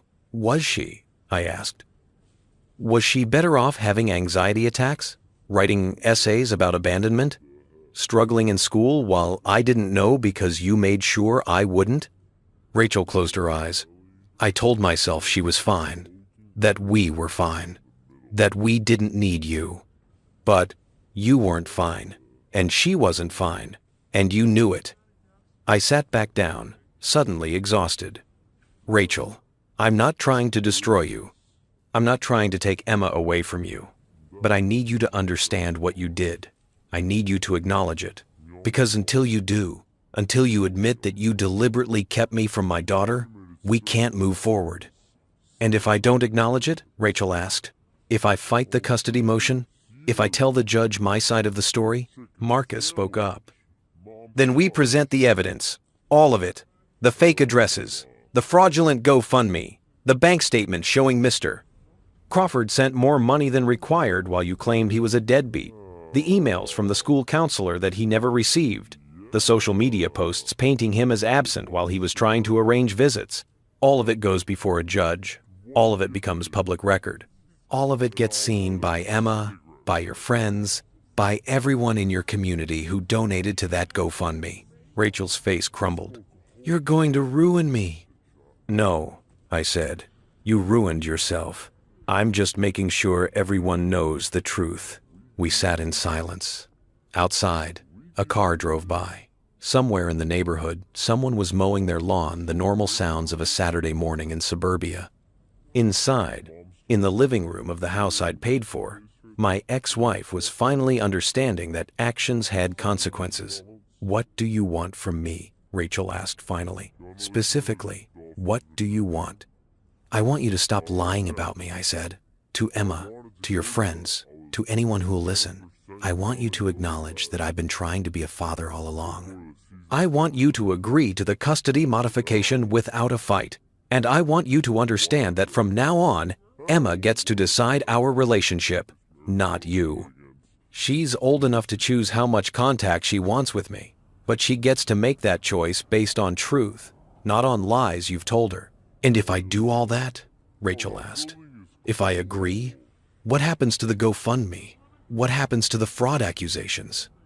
Marcus and I exchanged glances. We discussed this possibility that Rachel might try to negotiate, might offer concessions in exchange for not facing legal consequences. If you agree to joint custody, if you stop the parental alienation, if you're honest with Emma about what happened, then we don't pursue criminal charges for the GoFundMe, Marcus said. The custody modification proceeds without a fight. We keep the evidence between us. No public scandal, no criminal record. You get to maintain your dignity and your relationship with Emma. But if I fight? Rachel asked. Then everything comes out, I said simply. And Emma gets to see exactly what kind of person you've been for the past 5 years. Is that what you want? Do you want her to know that when given a choice between her relationship with me and your pride, you chose your pride? Rachel put her head in her hands. Her shoulders shook. I couldn't tell if she was crying or just trying to hold herself together. Part of me, the part that had loved her, once wanted to comfort her. But the larger part, the part that had seen the evidence of what she'd done, felt nothing but cold resolve. I need time, she said, to think about this, to talk to my lawyer. You have until Monday, Marcus said. That's when you'll be officially served with the custody motion. If you want to avoid a fight, if you want to handle this quietly, call me before then. We can draft an agreement. Make this easy on everyone, especially Emma. Rachel nodded without looking up. Get out, please. Just get out. We stood. Marcus gathered his documents. I looked around the living room one last time at the furniture I'd helped pick out, at the photos on the walls that didn't include me anymore, at the life Rachel had built in my absence. For what it's worth, I said at the door, I'm sorry it came to this. I wish we could have worked it out differently. But you didn't give me a choice. Rachel didn't respond. We left her sitting there, in the house I'd paid for, drowning in the consequences of 5 years of lies. In the car, Marcus and I sat in silence for a moment before he started the engine. That went better than expected, he said finally. Did it? This is not everyone. She didn't throw anything. She didn't threaten you. She's considering the agreement. Yeah, I'd say that's a win. I looked back at the house. I just destroyed my ex-wife's life. No, Marcus said firmly. She destroyed it herself. You just held up a mirror. Maybe he was right. Maybe Rachel had made her own bed and now had to lie in it. Maybe this was justice, karma, consequences finally catching up.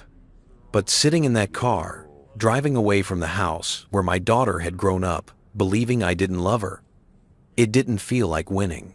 It just felt like everyone had lost. Emma didn't call, didn't text, didn't reach out. 48 hours of silence that felt louder than any argument, any accusation, any confrontation. 48 hours of checking my phone every 10 minutes like a teenager waiting for a girl to text back, except this was my daughter and the stakes were infinitely higher. Sunday morning, I sat in my hotel room staring at the ceiling, counting the water stains, trying not to think about what that silence meant. Was she processing? Was she angry at me for showing her the truth? Was Rachel working on her, reconstructing the narrative, finding ways to explain away the evidence? Or had she simply decided that both her parents were toxic and she was better off without either of us? Marcus had told me to give her space. She's 17, he'd said after the meeting with Rachel. Her entire understanding of her childhood just got turned upside down. She needs time to process. Don't push. But the not knowing was killing me. The not knowing felt like waiting for enemy contact. Like those patrols where you knew something was out there but couldn't see it yet. Couldn't prepare for it. Could only walk forward and hope you'd survive whatever was coming. I'd spent Saturday afternoon working out in the hotel gym until my muscles screamed. I'd spent Saturday night watching movies I didn't remember 5 minutes after they ended. I'd spent Sunday morning reading the same 3 pages of a book without comprehending a single word. The waiting was its own kind of combat. My phone buzzed at 11:30. I grabbed it so fast I nearly dropped it. "Can you pick me up? I don't want to be here right now." I was already reaching for my keys before I'd finished reading. "Where are you?" "Home. Mom's at church with David. She doesn't know I stayed behind. Be there in 10 minutes." I made it in 7, driving faster than I should have through Sunday morning suburban streets. Emma was waiting on the porch, wearing jeans and an oversized hoodie, her hair pulled back in a messy ponytail. She had a backpack with her, the folder I'd given her visible at the top. She got in the car without speaking. I waited for her to say something, to give me some indication of what she was thinking, but she just stared out the window as I drove. "Where do you want to go?" I asked finally. "Anywhere. Just not here." I drove toward the park on the edge of town, the one with the walking trails and the lake. It was the same park where I'd taught Emma to ride a bike when she was 6, before the deployment started, before everything fell apart. I didn't know if she remembered. I didn't know if bringing her here would help or hurt. I parked near the water. Late October, sun filtered through bare trees, painting everything gold and amber.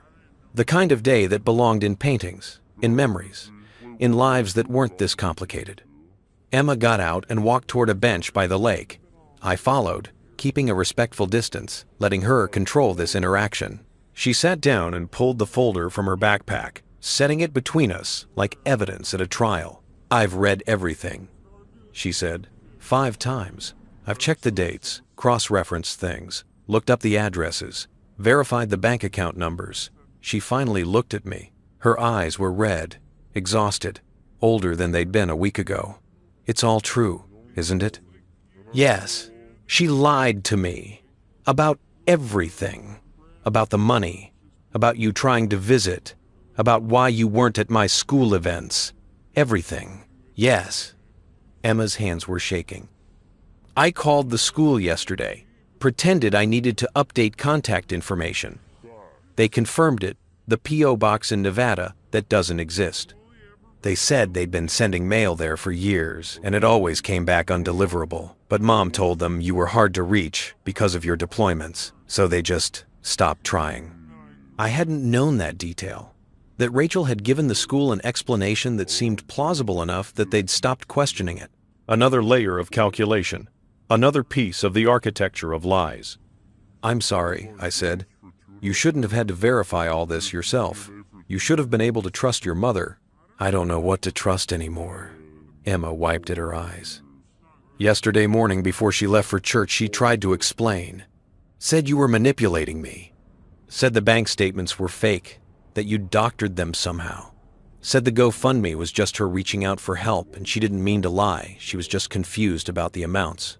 Said the school address thing was an honest mistake." "Do you believe her?" "No." The word came out flat, certain. "Because I checked. I called the bank myself, said I was helping you organize tax documents. They confirmed every transfer. I looked up the GoFundMe on the Internet Archive, found old versions, saw when she created it and what she wrote. I even called the orthodontist, asked about the payment records. He said you'd called twice during my treatment, trying to send money directly to his office, and Mom had told him not to accept it, said she'd handle it herself." This was news to me. I'd tried to pay for the braces directly when Rachel had mentioned them in passing during one of our rare phone conversations. She'd said she'd handle it, that she didn't want my guilt money. I'd assumed she was just being proud. I hadn't realized she was building a narrative. "You called the orthodontist," I repeated. Emma had spent her weekend doing detective work, fact-checking her own mother, trying to find some crack in the evidence that would let her keep believing the comfortable lie. And instead, she'd found more proof. "I called everyone I could think of," Emma said. "I even went through my email, the old account I had in middle school. Found messages from you, birthday wishes, good luck messages before tests, questions about my life. None of them answered. Mom said you never emailed, said you couldn't be bothered. But there they were, dozens of them, and I never saw them. She must have deleted them before I could read them." The casual cruelty of it stunned me. It wasn't enough for Rachel to keep me away. She'd had to make sure Emma never even knew I was trying to reach her. Every connection severed, every bridge burned, every possibility of relationship systematically destroyed. "How do you do that?" Emma asked, and her voice broke. "How do you lie to your own daughter for 5 years? How do you look at her every day and know you're keeping her from someone who loves her? How do you live with yourself?" "I don't know, sweetheart." I asked her this morning before she left. I asked her why. And you know what she said? Emma turned to look at me. She said she was protecting me. That you'd abandon us by choosing the army over us. And she was just making it easier by helping me let you go. She said it like she'd done me a favor. Like I should be grateful she systematically erased my father from my life. The anger in Emma's voice was new. This wasn't the confused 17-year-old from the coffee shop, or even the devastated girl from the Italian restaurant.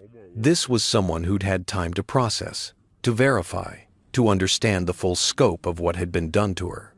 This was someone who'd been betrayed and was done making excuses for it. "What do you want to do?" I asked carefully. "I don't know. I can't go back there right now. I can't look at her.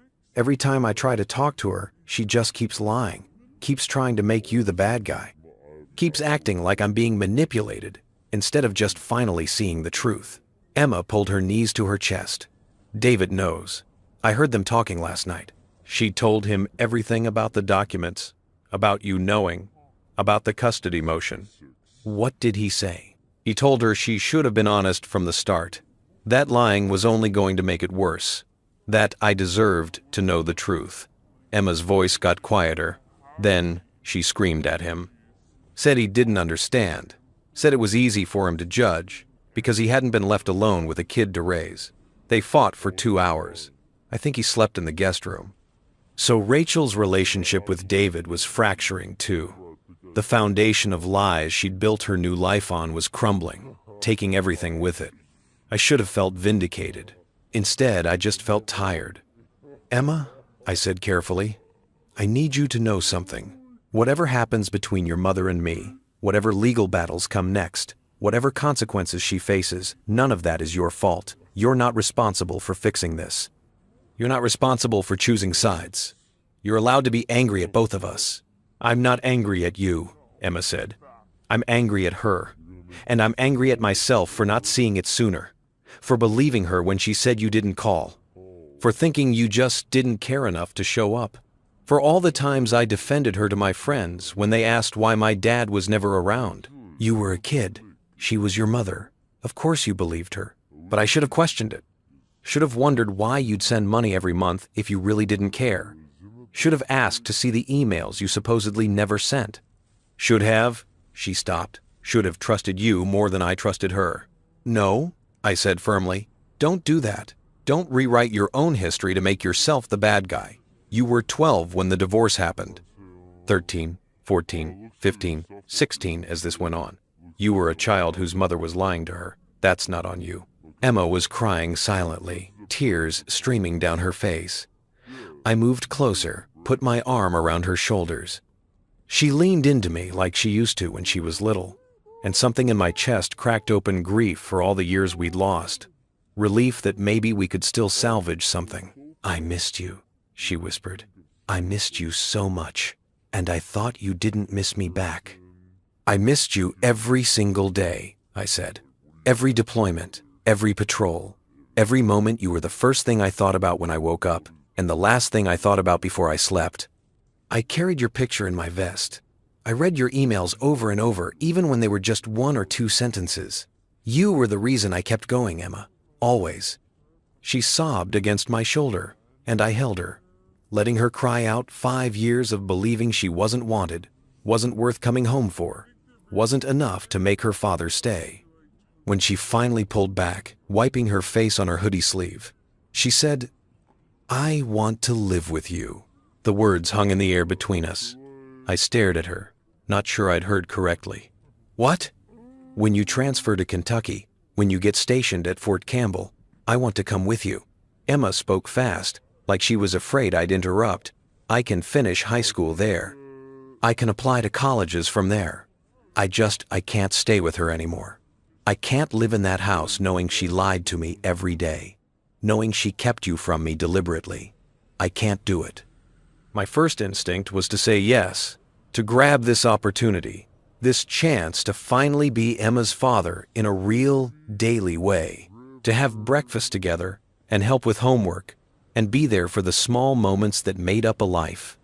But I couldn't. Not yet. Not like this. Emma, I want that. More than anything. But you're 17. You have friends here, a school you know, a life you've built.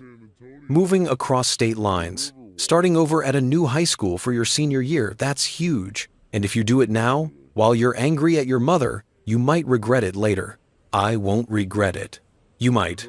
And more than that, if I take you to Kentucky now, your mother will fight me.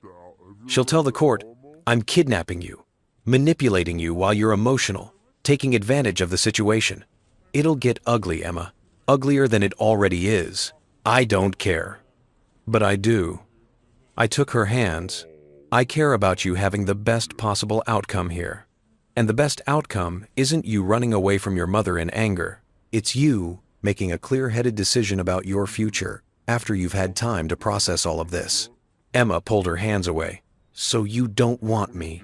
That's not what I said. It's what it sounds like. I'm finally telling you I want to be with you, and you're telling me no. I'm not saying no. I'm saying not yet. I'm saying let's do this right. I leaned forward. Emma, I'm filing for joint custody. If the court agrees, and Marcus thinks they will given the evidence, then you'll have a real choice. You can spend time with me during the school year. You can come to Kentucky for weekends, for holidays, for however long you want.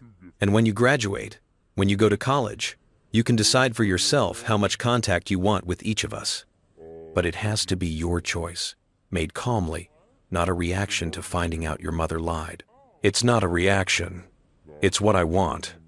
Then it'll still be what you want in a month, after the dust settles. And if it is, we'll figure it out together. We'll make it work. I waited for her to look at me. But I won't be the parent who uses your anger at your mother to pull you away from her. That's what she did to me.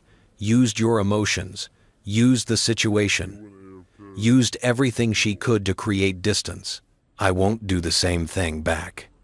Emma was quiet for a long time, staring out at the lake. Ducks were swimming in formation, oblivious to the human drama unfolding on the shore. You're a better person than she is, Emma said finally. I'm trying to be a better parent than I was, and part of that means not making this harder on you than it has to be. Everything's already hard, I know, and I'm sorry, but it will get easier. You'll process this.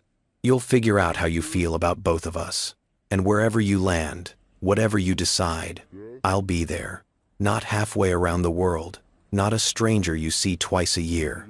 There, really there. Emma nodded slowly. You promise? You promise you're not going to disappear again? I promise. I'm done disappearing. I'm done being kept away. I'm going to be so present in your life that you'll get sick of me. A ghost of a smile crossed her face.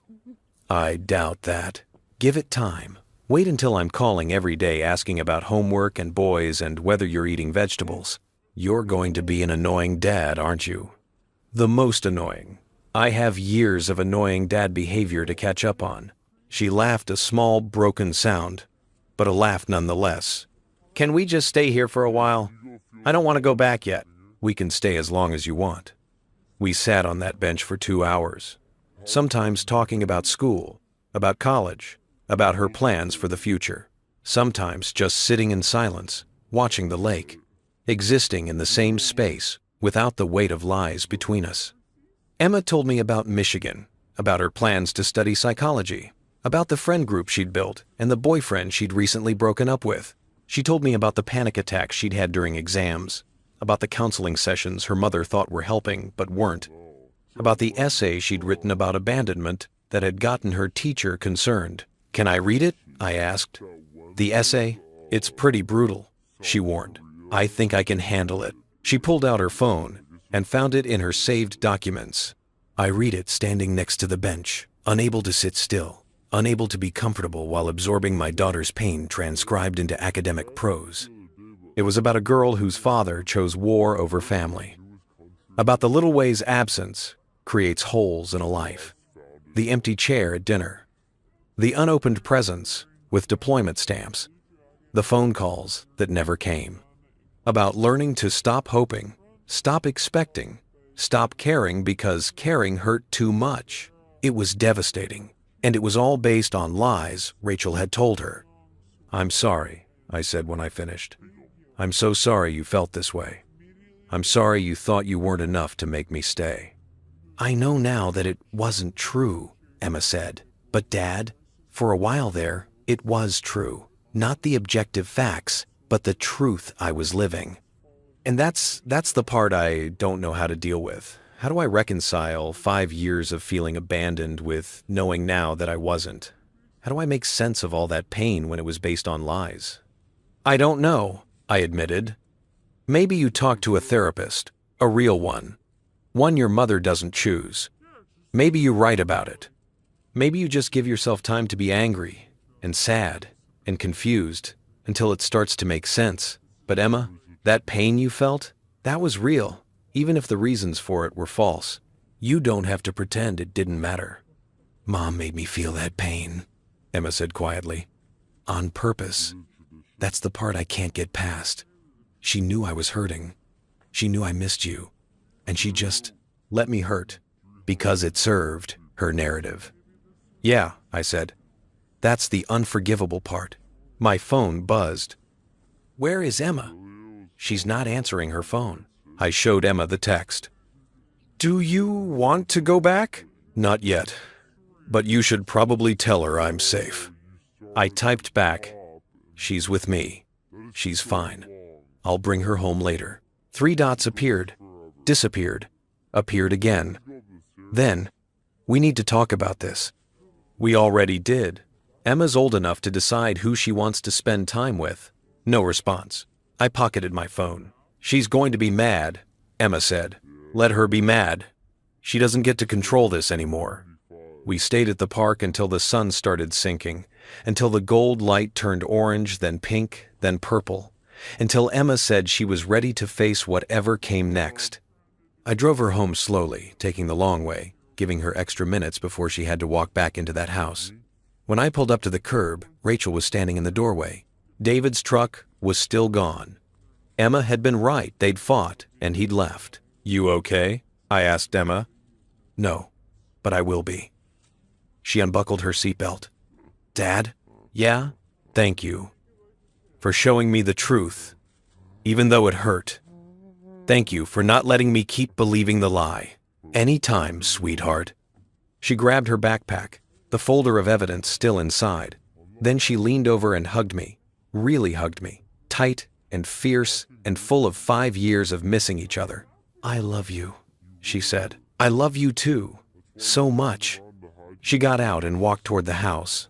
Rachel said something I couldn't hear. Emma said something back. They both went inside, and the door closed behind them. I sat in my car for a long time, watching the house, making sure no one came running out, making sure Emma was okay. Eventually, I drove back to the hotel, back to the temporary life I'd built in this city that wasn't home anymore. But something had shifted. Emma knew the truth now. Emma had chosen to spend the day with me, had let me back in, had started to rebuild what Rachel had tried to destroy. It wasn't over.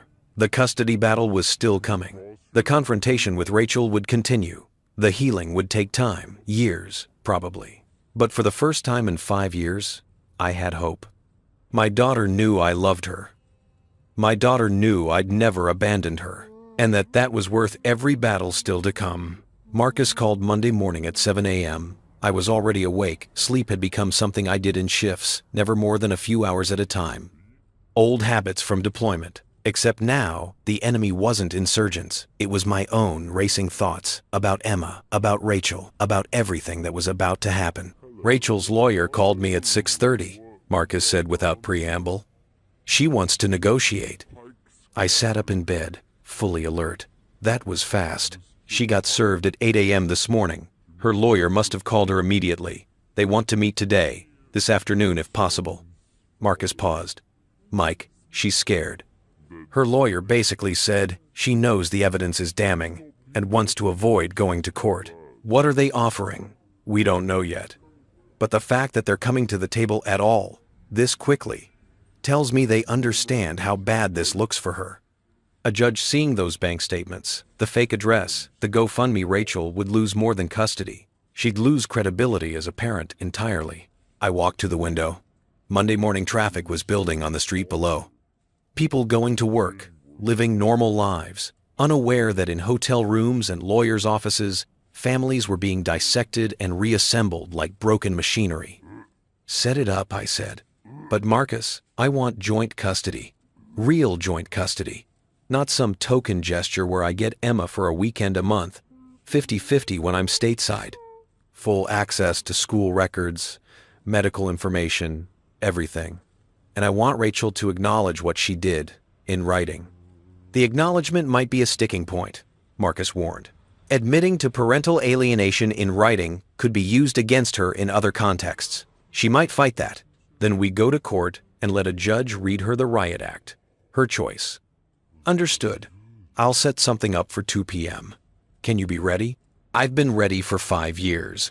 After Marcus hung up, I sat with my coffee and stared at my phone. No messages from Emma. I'd texted her last night after dropping her off. You okay? But she hadn't responded.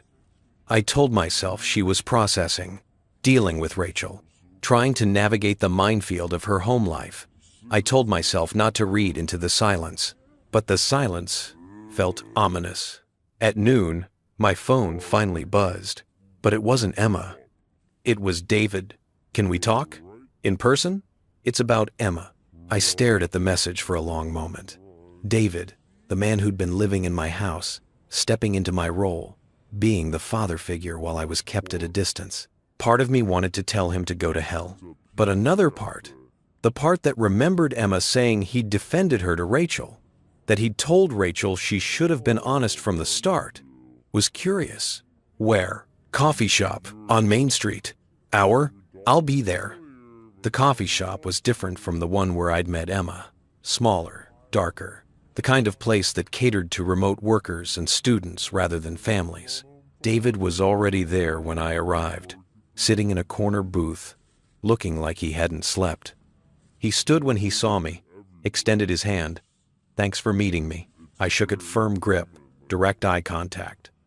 Whatever I'd expected from the man who'd replaced me, it wasn't this. He looked defeated. We sat. An awkward silence settled between us. I'm leaving, David said finally. Moving out. I told Rachel yesterday that I couldn't do this anymore. I hadn't expected that. Because of the custody fight? Because of the lies. David leaned forward. I need you to understand something. When I met Rachel, when I started dating her, she told me you were a deadbeat. That you'd abandoned them. That you barely sent any support and never tried to see Emma. And I believed her. Why wouldn't I? She was this strong single mother raising a teenager alone. It was... He stopped. It was a compelling story, but it wasn't true. No. And I didn't know that until Emma came home Friday night with that folder. Until I saw the bank statements. Until Rachel tried to explain it away, and I realized she'd been lying to me too. Not just to you, not just to Emma, but to me. For 3 years, I sipped my coffee, letting him talk. I have 2 kids from my first marriage, David continued. Teenagers. They live with their mother in Michigan. I see them holidays, summer breaks, whenever I can. And you know what I did when Rachel told me about the custody arrangement with you? When she said you barely bothered to visit, I felt superior. I thought, what kind of father abandons his daughter like that? At least I make the effort with my kids. He laughed bitterly. Turns out I was dating someone who was actively preventing you from making that effort. She told Emma you were a good influence, I said. That you helped her with college applications, taught her to drive, were there when she needed someone. I was. But Mike, I was never trying to replace you. Rachel made it seem like there was no you to replace, like you'd voluntarily checked out. If I'd known, if I'd had any idea she was keeping you away on purpose, he shook his head, I wouldn't have been part of it. Does Emma know you're leaving? I told her yesterday. She's devastated. Which makes this even worse, because I do care about her. I've known her for 3 years. I've been a part of her life, and now I'm another adult, abandoning her. Not knowing she's capable of that level of deception, I studied him, this man who'd been part of the machinery of my erasure. Willingly or not. He looked genuinely distressed, genuinely conflicted. And, despite everything, despite the 3 years he'd spent in my place, I found I didn't hate him. Emma's stronger than you think, I said. She'll understand eventually. She might be hurt now, but she'll understand that you had to make a choice too. Will she? David looked at me. Because from where I'm sitting, every adult in her life has let her down. Her mother lied to her. Her father was kept away. And now, the guy she thought was stable, the guy she trusted, is leaving too. What does that teach her about relationships, about trust? It was a fair question. Emma was 17, watching her entire support system crumble around her. Even if she understood, intellectually, why David was leaving, emotionally, it was another abandonment. Another person choosing not to stay. The difference, I said carefully, is that you're leaving because of Rachel's choices, not because of Emma. You're not choosing to abandon her. You're choosing not to be complicit in her mother's lies anymore. Emma's smart. She'll see the distinction. I hope you're right. David pulled out his phone, showed me a text exchange with Emma. Messages from this morning. Emma asking him to reconsider, saying she understood why he was upset, but couldn't he stay anyway? Couldn't they work it out? David's responses were kind but firm. He couldn't be in a relationship built on lies, but he still cared about her, would still be available if she needed to talk. I told her she could call me any time, David said. That just because Rachel and I are over doesn't mean I disappear from her life. But I don't know if she believes that. Everyone says they'll stay in touch. Most people don't. Then be the person who does, I said. Check in with her. Ask about school. Remember her birthday. You don't have to be her stepfather to still be someone who cares about her. David nodded slowly. Can I ask you something? Sure. What are you going to do with Rachel? I mean, are you going to... He hesitated. Are you going to destroy her? Because you could. With the evidence you have, you could make sure everyone knows what she did. Her friends, her church, everyone who donated to that GoFundMe. You could ruin her reputation completely. I'd been asking myself the same question for days. The evidence Marcus had gathered was comprehensive enough to not just win a custody battle, but to socially obliterate Rachel. Every person who'd called me a deadbeat, every friend who'd sympathized with her struggles, every donor who'd given money thinking my daughter needed help I refused to provide, they could all know the truth. I could make Rachel face public consequences for private sins. I don't know, I admitted. Part of me wants everyone to know what she did, wants her to feel the same kind of isolation she forced on me. But she's still Emma's mother, David finished. Yeah, and destroying Rachel doesn't help Emma. It just makes Emma watch both her parents behave badly, makes her choose sides in a war neither of us should be fighting. That's more restrained than I'd be, David said. If someone had kept me from my kids for 5 years, if they'd lied and manipulated and stolen time, I can never get back. I don't know if I could be that measured. I'm not measured. I'm furious. But fury doesn't help Emma. And at the end of the day, she's the only person in this mess who matters.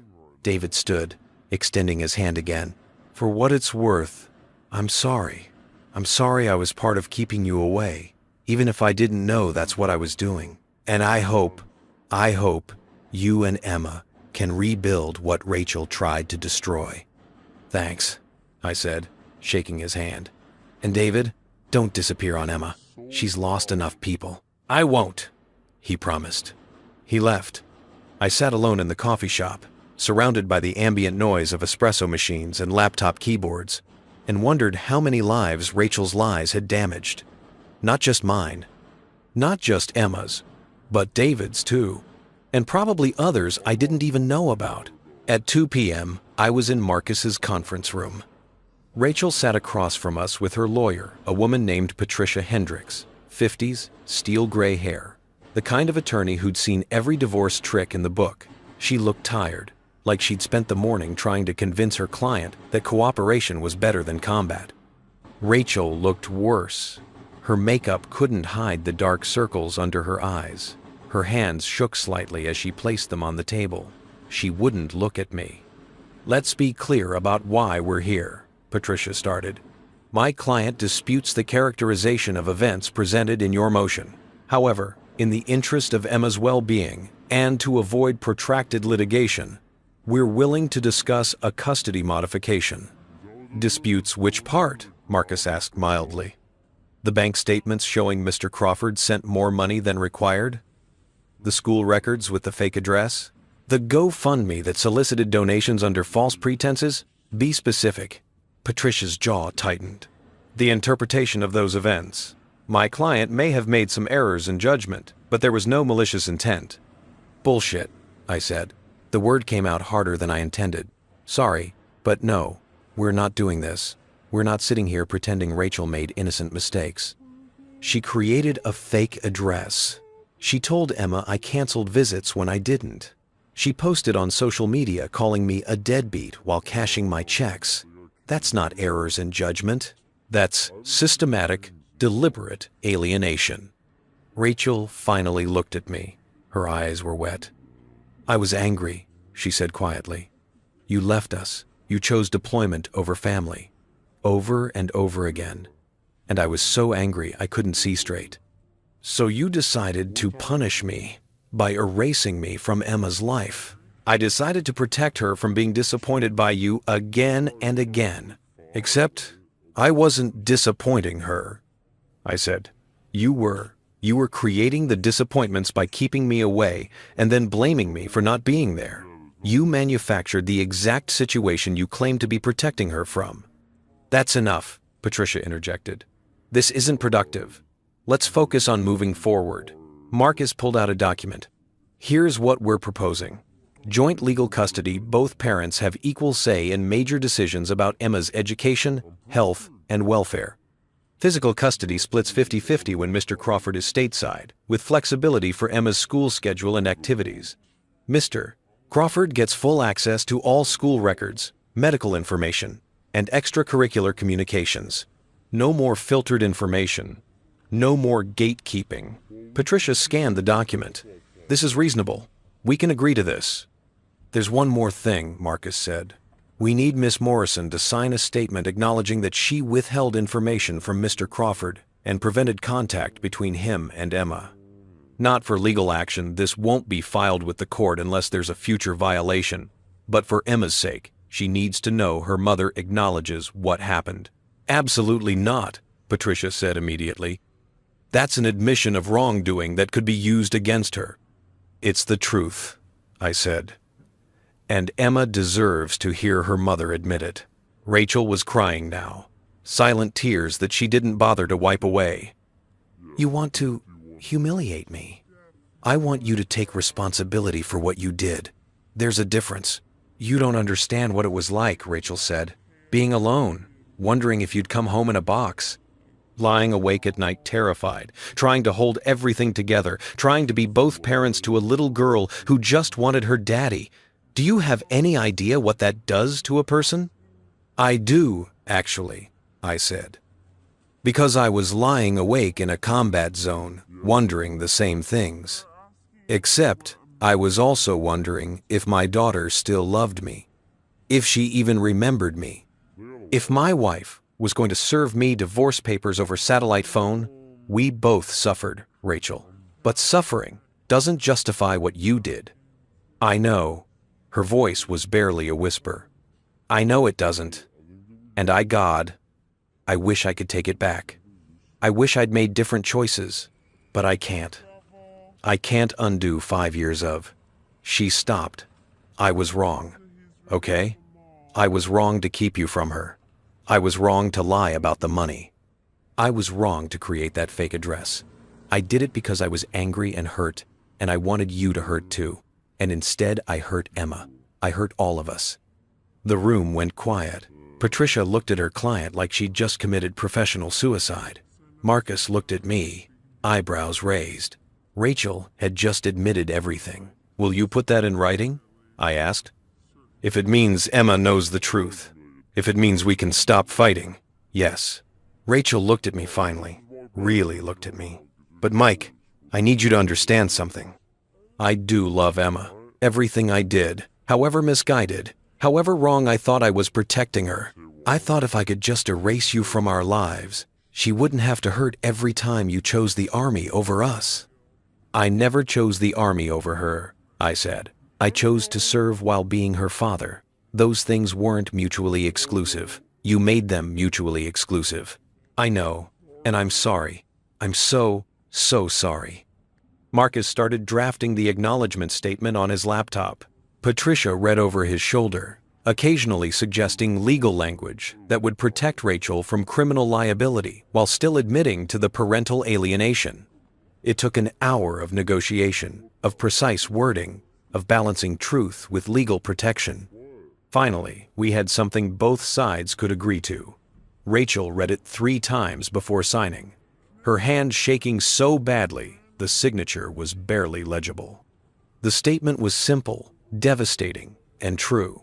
Rachel Morrison acknowledged that she had withheld information about Emma's school and medical matters from Michael Crawford, that she had misrepresented his efforts to maintain contact and visitation, that she had made public statements claiming financial abandonment while he was meeting his support obligations plus additional voluntary contributions, and that these actions had damaged Emma's relationship with her father. It didn't say parental alienation. Specifically, Patricia had fought hard against that phrase, but it didn't need to. The facts spoke for themselves. What happens now? Rachel asked after signing. Now I transfer to Kentucky, I said. Emma and I rebuild our relationship, and you start being honest with her about everything, about why you did what you did, about the fact that you were wrong, about all of it. And the GoFundMe? Rachel asked quietly. Are you going to tell people? Make me return the money? I'd thought about this. The money was technically obtained through fraud. The donors deserved to know they'd been lied to. Justice demanded exposure, demanded consequences, demanded that Rachel face public accountability. But Emma would have to live with those consequences too. Emma would have to face the community, knowing her mother had scammed them. Emma would have to carry that shame. No, I said finally, I'm not going to pursue that. But you are going to take it down. Delete the page. And if anyone asks, you're going to tell them the truth, that you were mistaken about my contributions, that I was supporting Emma all along. That's generous, Patricia said. That's for Emma, I corrected, not for Rachel. We finalized the custody agreement, signed documents, made copies, did all the bureaucratic dance of 2 people who used to love each other, legally separating their child into percentages and schedules. When it was done, when Patricia had packed up and left, Rachel lingered. Can I ask you something? She said. Marcus looked at me. I nodded. He left us alone. What? I asked. Do you hate me? For what I did? I considered the question. Did I hate her? The woman who'd kept me from my daughter for 5 years? The woman who'd lied, manipulated, stolen time I could never get back? No, I said, and I was surprised to find it was true. I'm angry. I'm hurt. I think what you did was unforgivable. But hate takes energy I don't have. I'm too busy trying to rebuild a relationship with my daughter to waste time hating you. Rachel nodded. She's not going to forgive me, is she? I don't know. Maybe eventually. But Rachel, you can't control that. You can't manipulate it, or manage it, or spin it. You just have to let Emma feel what she feels, and give her space to process it. How do I live with what I've done? I don't know. That's not my problem to solve. She left then, walking out of Marcus's office with her shoulders slumped, looking older than her 42 years. I watched her go and felt nothing but exhaustion. Marcus came back in. Well, That went better than expected. She admitted everything. She did, probably because her lawyer told her any jury would crucify her if they saw the evidence. Better to admit it privately than have it come out in court. Marcus sat down. You did good, Mike. You got what you wanted. Joint custody. The truth on record. And you did it without destroying Rachel in the process. Doesn't feel like winning. Rarely does. But you know what? Emma's gonna see those documents. She's gonna read her mother's admission. She's going to know, officially and undeniably, that you never abandoned her. That's worth something. It was worth something. It was worth everything. I left Marcus's office and drove toward the park, the same park where Emma and I had sat yesterday. I needed air. I needed space. I needed to process the fact that it was over, that the legal battle I'd been preparing for had ended before it really began, that Rachel had simply surrendered. My phone buzzed. Can I see you? I heard Mom came home crying. Meet me at the park? 20 minutes. I waited on the same bench, watching the same ducks, feeling the same autumn sun. But something was different now. The custody was settled. The truth was acknowledged. The path forward was clear. When Emma arrived, I had the signed custody agreement waiting. Is it over? She asked. Yeah, sweetheart, it's over. She sat next to me, and I handed her the document, the custody modification, and beneath it, Rachel's statement of admission. Emma read it slowly. I watched her face as she absorbed each line, each acknowledgement, each admission that yes, her mother had lied, had kept us apart, had damaged our relationship deliberately. When she finished, she just sat there, holding the papers. She actually admitted it, Emma said finally. She did. Does this mean I can come to Kentucky? When you transfer? I pulled out the custody agreement, showed her the relevant sections. It means we have joint custody. You can spend time with me during the school year if you want. Summers, holidays, however much time you want, as long as it works with your school schedule. So I could finish senior year there? At a new school? If that's what you really want? After you've had time to think about it, to make sure it's not just about being angry at your mom, Emma looked at the lake. It's not just about being angry. It's about I want to know you. Really know you. Not just the dad on the phone. Not just the person sending money. I want to have breakfast with you and fight about curfew and watch movies and just be normal. Then we'll make that happen, however you want to structure it. She leaned against my shoulder. Thank you for fighting for me, for not giving up. I'll never give up on you, Emma. Never. We sat until the sun started setting, until the temperature dropped, and Emma's phone buzzed with messages she ignored. Sat until we'd both had enough silence to process that finally, the war was over. And maybe, just maybe, we could start rebuilding what Rachel had tried so hard to destroy. 3 weeks later, I was packing up a life I'd barely unpacked. The hotel room had become a strange kind of home, temporary, sterile, but mine in a way nothing had been for years. The uniforms in the closet, the boots by the door, the sparse collection of belongings that constituted everything I owned outside of a storage unit back at my previous base. I was folding my civilian clothes into my duffel when someone knocked. Emma had a key card. I'd given it to her the week after the custody agreement was signed, told her she could come by whenever she wanted. She'd been using it almost daily, showing up after school, doing homework at the desk while I worked on transfer paperwork, ordering room service that we'd eat while watching bad TV, and not talking about the elephant that was still in every room, her mother. Come in, I called. She walked in with 2 coffee cups and a backpack that looked heavier than usual. Got you a latte, the fancy kind with the foam art. You're spoiling me, I said, taking the cup. The foam had a leaf design that was already melting. What's in the backpack? Emma set it down with a thud. College stuff, applications, financial aid forms. All of it. I need help. Over the past 3 weeks, we'd been rebuilding our relationship in increments. Coffee in the mornings, before school, dinners at restaurants Emma chose. Long conversations about everything and nothing. Her friends, my deployments, the books she was reading, the nightmares I still had. We were learning each other again, filling in the gaps that 5 years had created. But we hadn't talked much about college. That felt like Rachel's territory still, something Emma and her mother had been working on together before everything exploded. "Your mom's not helping with this?" I asked carefully. Emma sat on the bed, pulling out folders and printouts. She offered, "But I don't want her help right now. Is that terrible?" "No, sweetheart. It's not terrible. It's honest." Rachel and Emma's relationship had fractured in the aftermath of the admission. They still lived in the same house. Emma had decided to finish the school year there, maintaining some semblance of normalcy for her senior year, but they were more like roommates than mother and daughter, polite, distant, careful not to trigger the landmines of unresolved hurt. David had officially moved out 2 weeks ago. Emma had cried about that too, another loss in a year full of them. But true to his word, he'd stayed in touch, texting Emma regularly, taking her to lunch once a week, maintaining the relationship even without the romantic connection to Rachel. "Michigan sent their financial aid package," Emma said, pulling out a thick envelope. "And I got accepted to 2 other schools too, Kentucky and Tennessee." I looked up sharply. "Kentucky?"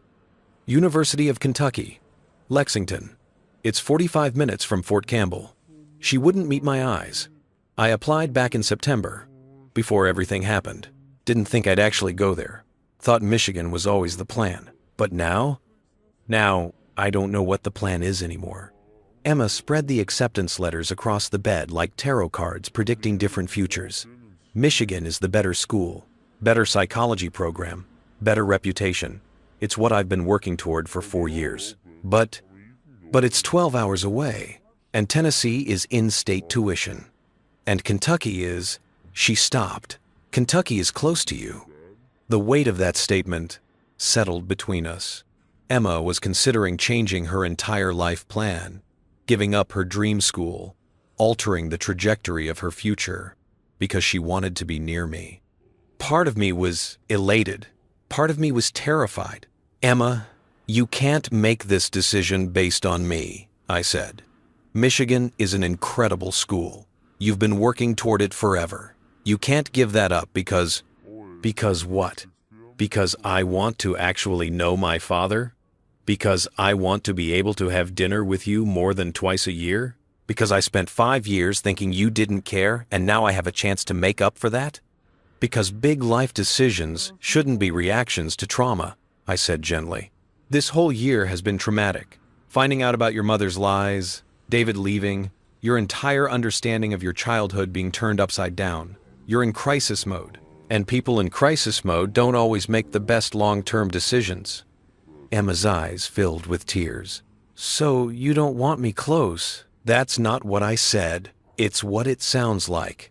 I finally want to be near you, and you're telling me not to." I sat next to her on the bed, surrounded by acceptance letters and financial aid forms and the weight of impossible choices. "I want you close, more than anything. But I also want you to have the best possible future. And if that future is at Michigan, if that's where you'll get the best education and the best opportunities, then that's where you should go. We can still have a relationship. We can still talk every day, visit on breaks, make it work." Everyone says that. We'll make it work. We'll stay in touch. Then life happens, and people drift apart, and suddenly it's been 6 months since the last phone call. I'm not everyone. I've spent 5 years trying to stay connected to you despite impossible circumstances. You think I'm going to give up now that I actually can be present in your life?" Emma wiped her eyes. "What if I want both? What if I want Michigan and you? Then you go to Michigan and I come visit. I use my leave time to fly out there. We video chat every week. We text every day. We make it work because that's what families do." I picked up the Michigan acceptance letter. "But Emma, this is your dream. I've read the emails you sent me about Michigan when you were 15, before everything went to hell. You talked about their psychology program like some people talk about meeting celebrities. This has been your goal for years. Don't let what your mother did steal that from you too." She was quiet for a long time, staring at the acceptance letters. "I'm scared," she said finally. "I'm scared that if I go far away, I'll lose you again. That something will happen, and we'll drift apart and I'll look back and realize I chose wrong. Or you go to Kentucky because you're scared. And you resent me for it. You wonder what Michigan would have been like. You feel like you sacrificed your dreams for a relationship, and that breeds resentment over time. You sound like a therapist. I've been seeing one. I hadn't told Emma this yet, since I got stateside. VA therapist. Dealing with everything. The combat trauma, the divorce, missing your childhood, all of it. Emma looked at me with something like respect. That's actually really healthy. I'm trying to be healthier, trying to process things instead of just burying them and hoping they go away. You should probably do the same, honestly. A therapist who isn't connected to your mother, who can help you work through all of this. I've been thinking about it, Emma admitted. My school counselor recommended someone. It feels like admitting I'm broken. You're not broken, you're wounded. There's a difference. Broken can't be fixed. Wounded can heal. We sat with that for a moment. Outside, I could hear the sounds of the hotel doors closing, elevators dinging, the muffled conversations of other people's lives continuing without interruption. I'm going to apply to the honors program at Michigan, Emma said finally, and I'm going to accept their financial aid package. And I'm going to be terrified the entire time that I'm making a mistake. But I'm going to do it because, you're right, it's my dream, and I've let too many people steal my dreams already. Pride swelled in my chest. That's my girl. But I need you to promise me something. Anything. Promise me you'll visit. That you'll actually show up when you say you will.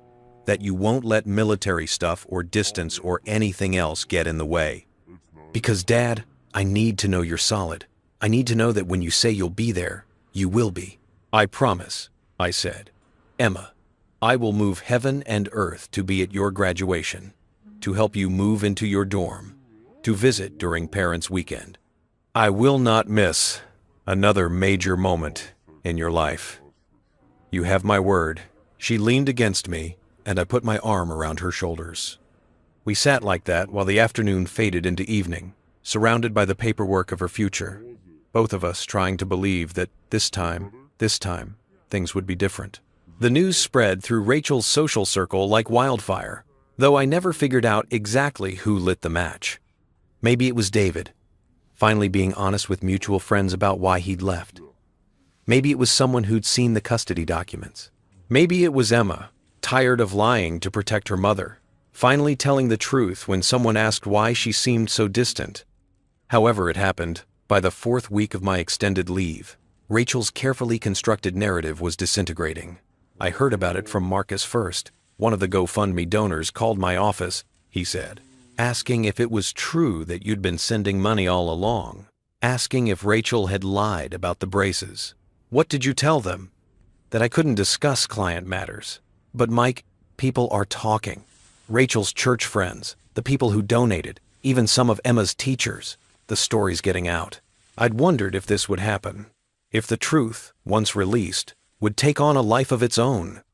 Part of me had wanted it, had wanted everyone who'd judged me, who'd called me a deadbeat, who'd looked at Emma with pity because her father didn't care, to know they'd been wrong. But another part remembered what David had said. She's still Emma's mother. Should I do anything about it? I asked Marcus. Like what? Issue a press release?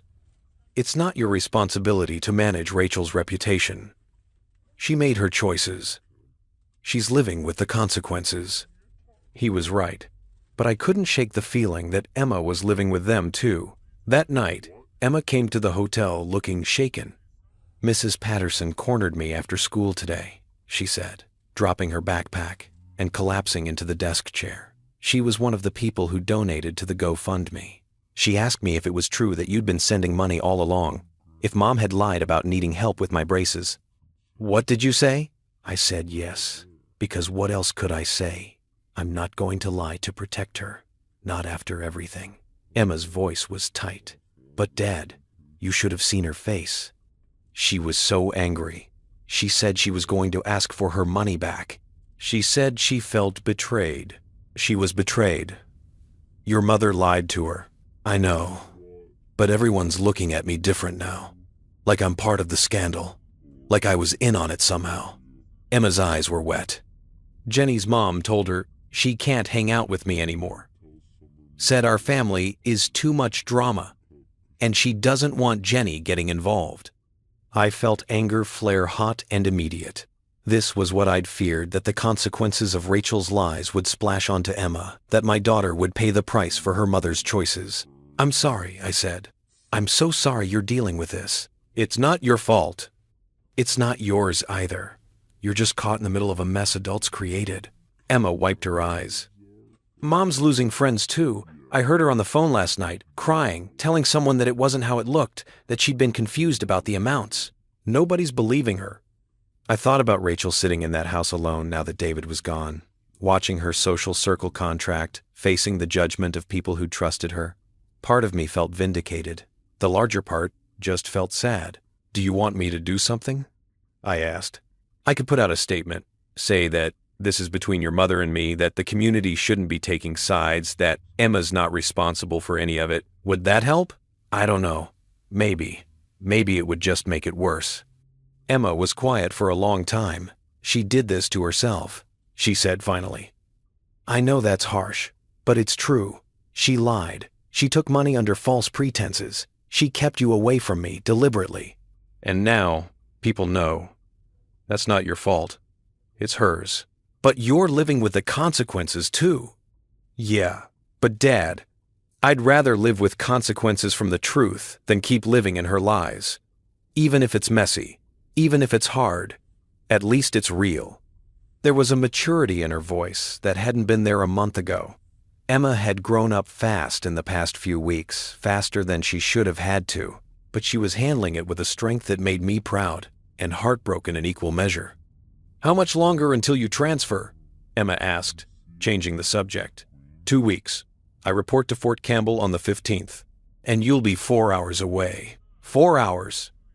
Close enough for weekend visits. Close enough to actually be present.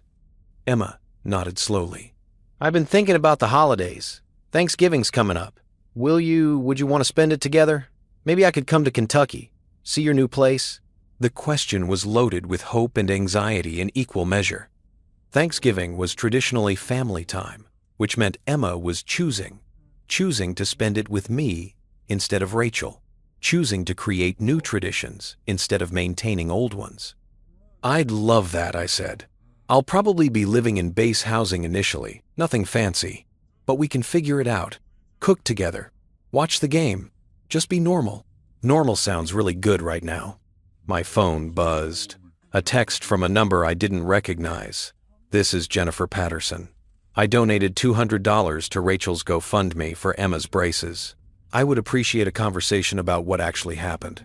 I showed Emma the text. "People are reaching out to me now. Are you going to respond?" I thought about Jennifer Patterson and all the other donors who'd given money thinking they were helping a struggling single mother. They deserved to know the truth. They deserved an explanation. But giving them that explanation meant relitigating the entire situation. Meant more drama, more exposure, more consequences for Emma. "I don't know," I admitted. "What do you think?" Emma considered. I think if they ask, you should tell them the truth. Not to hurt Mom, but because they deserve to know. They gave money in good faith. They should know where it actually came from, even if it makes things harder for you at school." Even then, "I'm tired of protecting lies, Dad. I just want the truth out there, whatever happens after." So I responded to Jennifer Patterson, told her I'd been sending $2,500 monthly throughout the period in question, sent her screenshots of bank transfers with dates that overlapped with the GoFundMe, gave her Marcus's contact information if she wanted verification. Her response came quickly. "Thank you for being honest. I'm sorry we believed her lies about you." More texts followed over the next few days. More donors wanting answers. More friends of Rachel's trying to understand what had happened. I responded to each one honestly, but without editorial, just the facts, just the documentation, letting them draw their own conclusions. And with each conversation, I could feel Rachel's world shrinking. Could imagine her seeing former friends cross the street to avoid her, phone calls going unreturned, the social isolation that came from being exposed as a liar. I should have felt victorious. Instead, I just felt tired.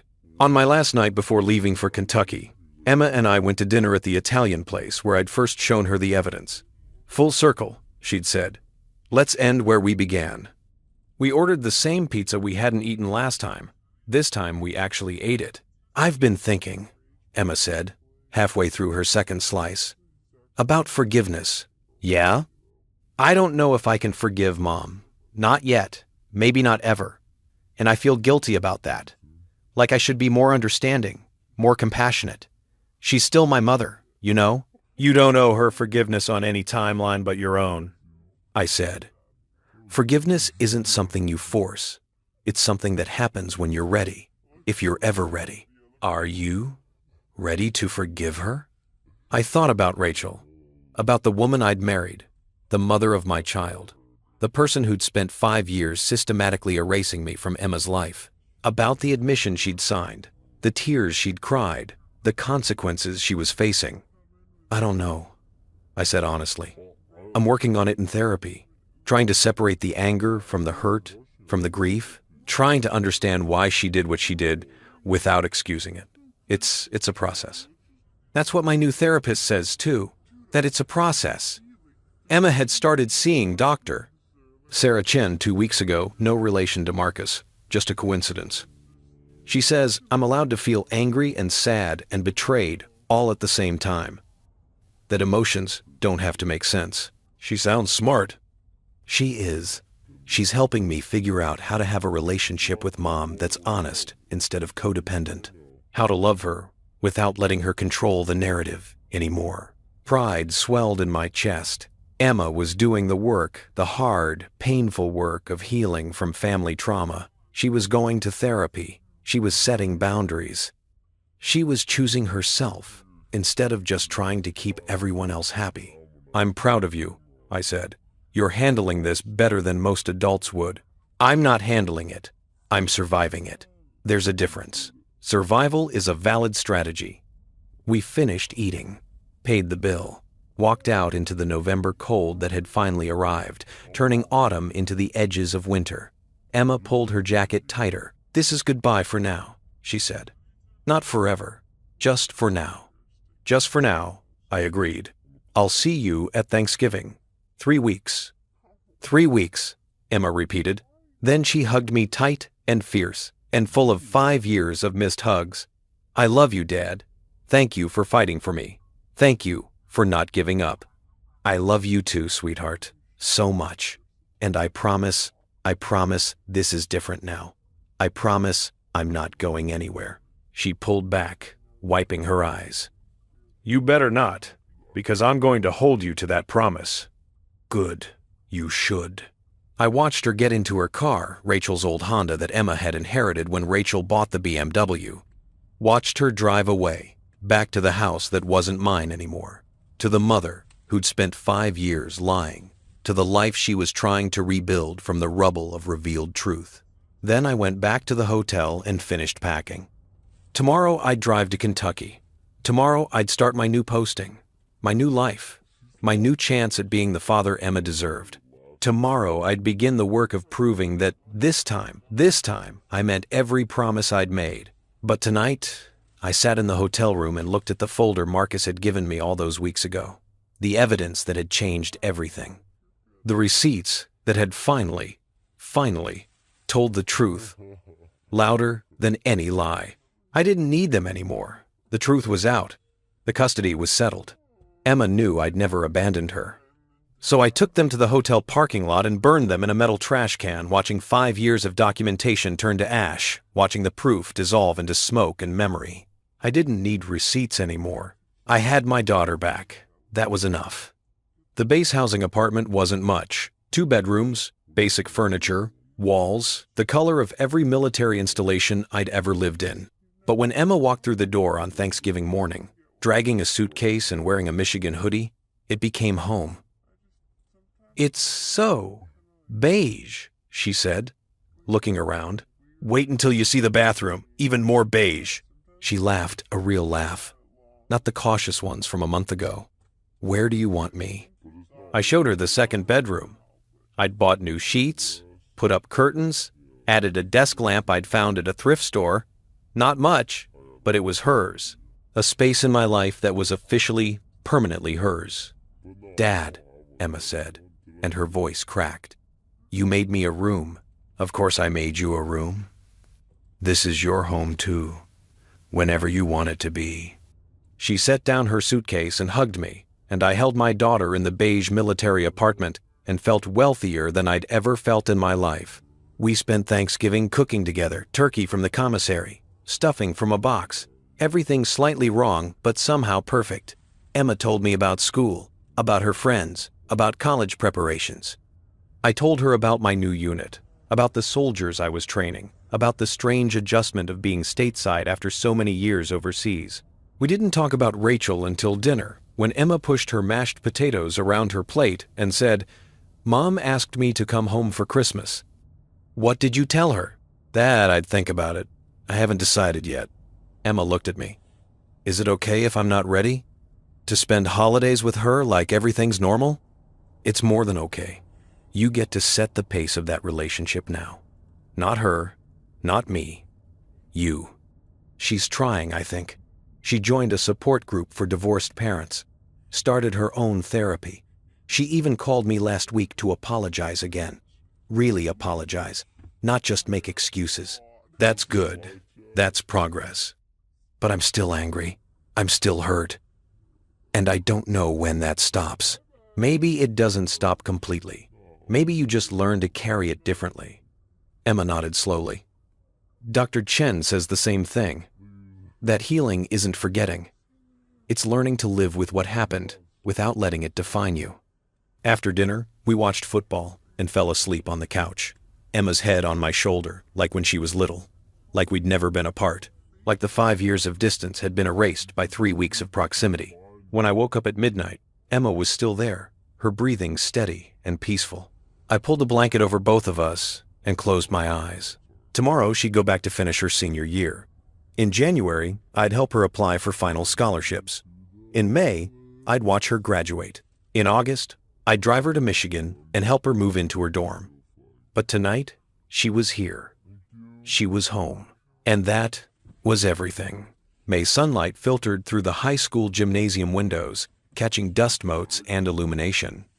I sat in the third row, wearing my dress uniform, watching Emma fidget with her graduation cap among a sea of blue gowns. She'd spotted me immediately when I'd walked in, her face breaking into a smile that made the 8-hour drive from Fort Campbell worth every mile. She'd waved, small, discreet, but unmistakable. "You came. You're really here." Of course I was here. I'd promised. Rachel sat 4 rows behind me. I'd seen her come in alone, scanning the crowd, her face carefully neutral when she saw me. We'd nodded at each other, civil, distant, the relationship of 2 people who shared a daughter but nothing else anymore. David had texted Emma that morning, "Proud of you, kiddo, knock 'em dead." He'd kept his promise too, staying in Emma's life even after everything fell apart. The principal began calling names.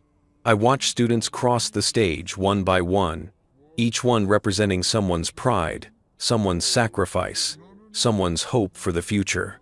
Emma Rachel Crawford. My daughter walked across that stage with her head high, her smile genuine, her entire future spread out before her like a map to territories unknown. She took her diploma, shook the principal's hand, and as she turned to leave the stage, she looked directly at me, and I was there to see it.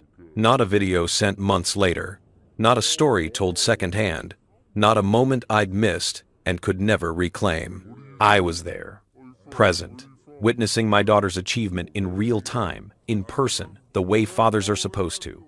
After the ceremony, after the obligatory photos and congratulations, Emma found me in the parking lot. "You came," she said, and I heard the wonder in her voice. The part of her that still couldn't quite believe I'd show up when I said I would. "I'll always come," I said. "That's the promise, remember?" She hugged me tight. Over her shoulder, I saw Rachel watching from a distance. For a moment, our eyes met. I saw regret there, grief for what she'd stolen, understanding, perhaps, of what she'd cost all of us. Then she looked away, and the moment passed. "Michigan next," Emma said, pulling back.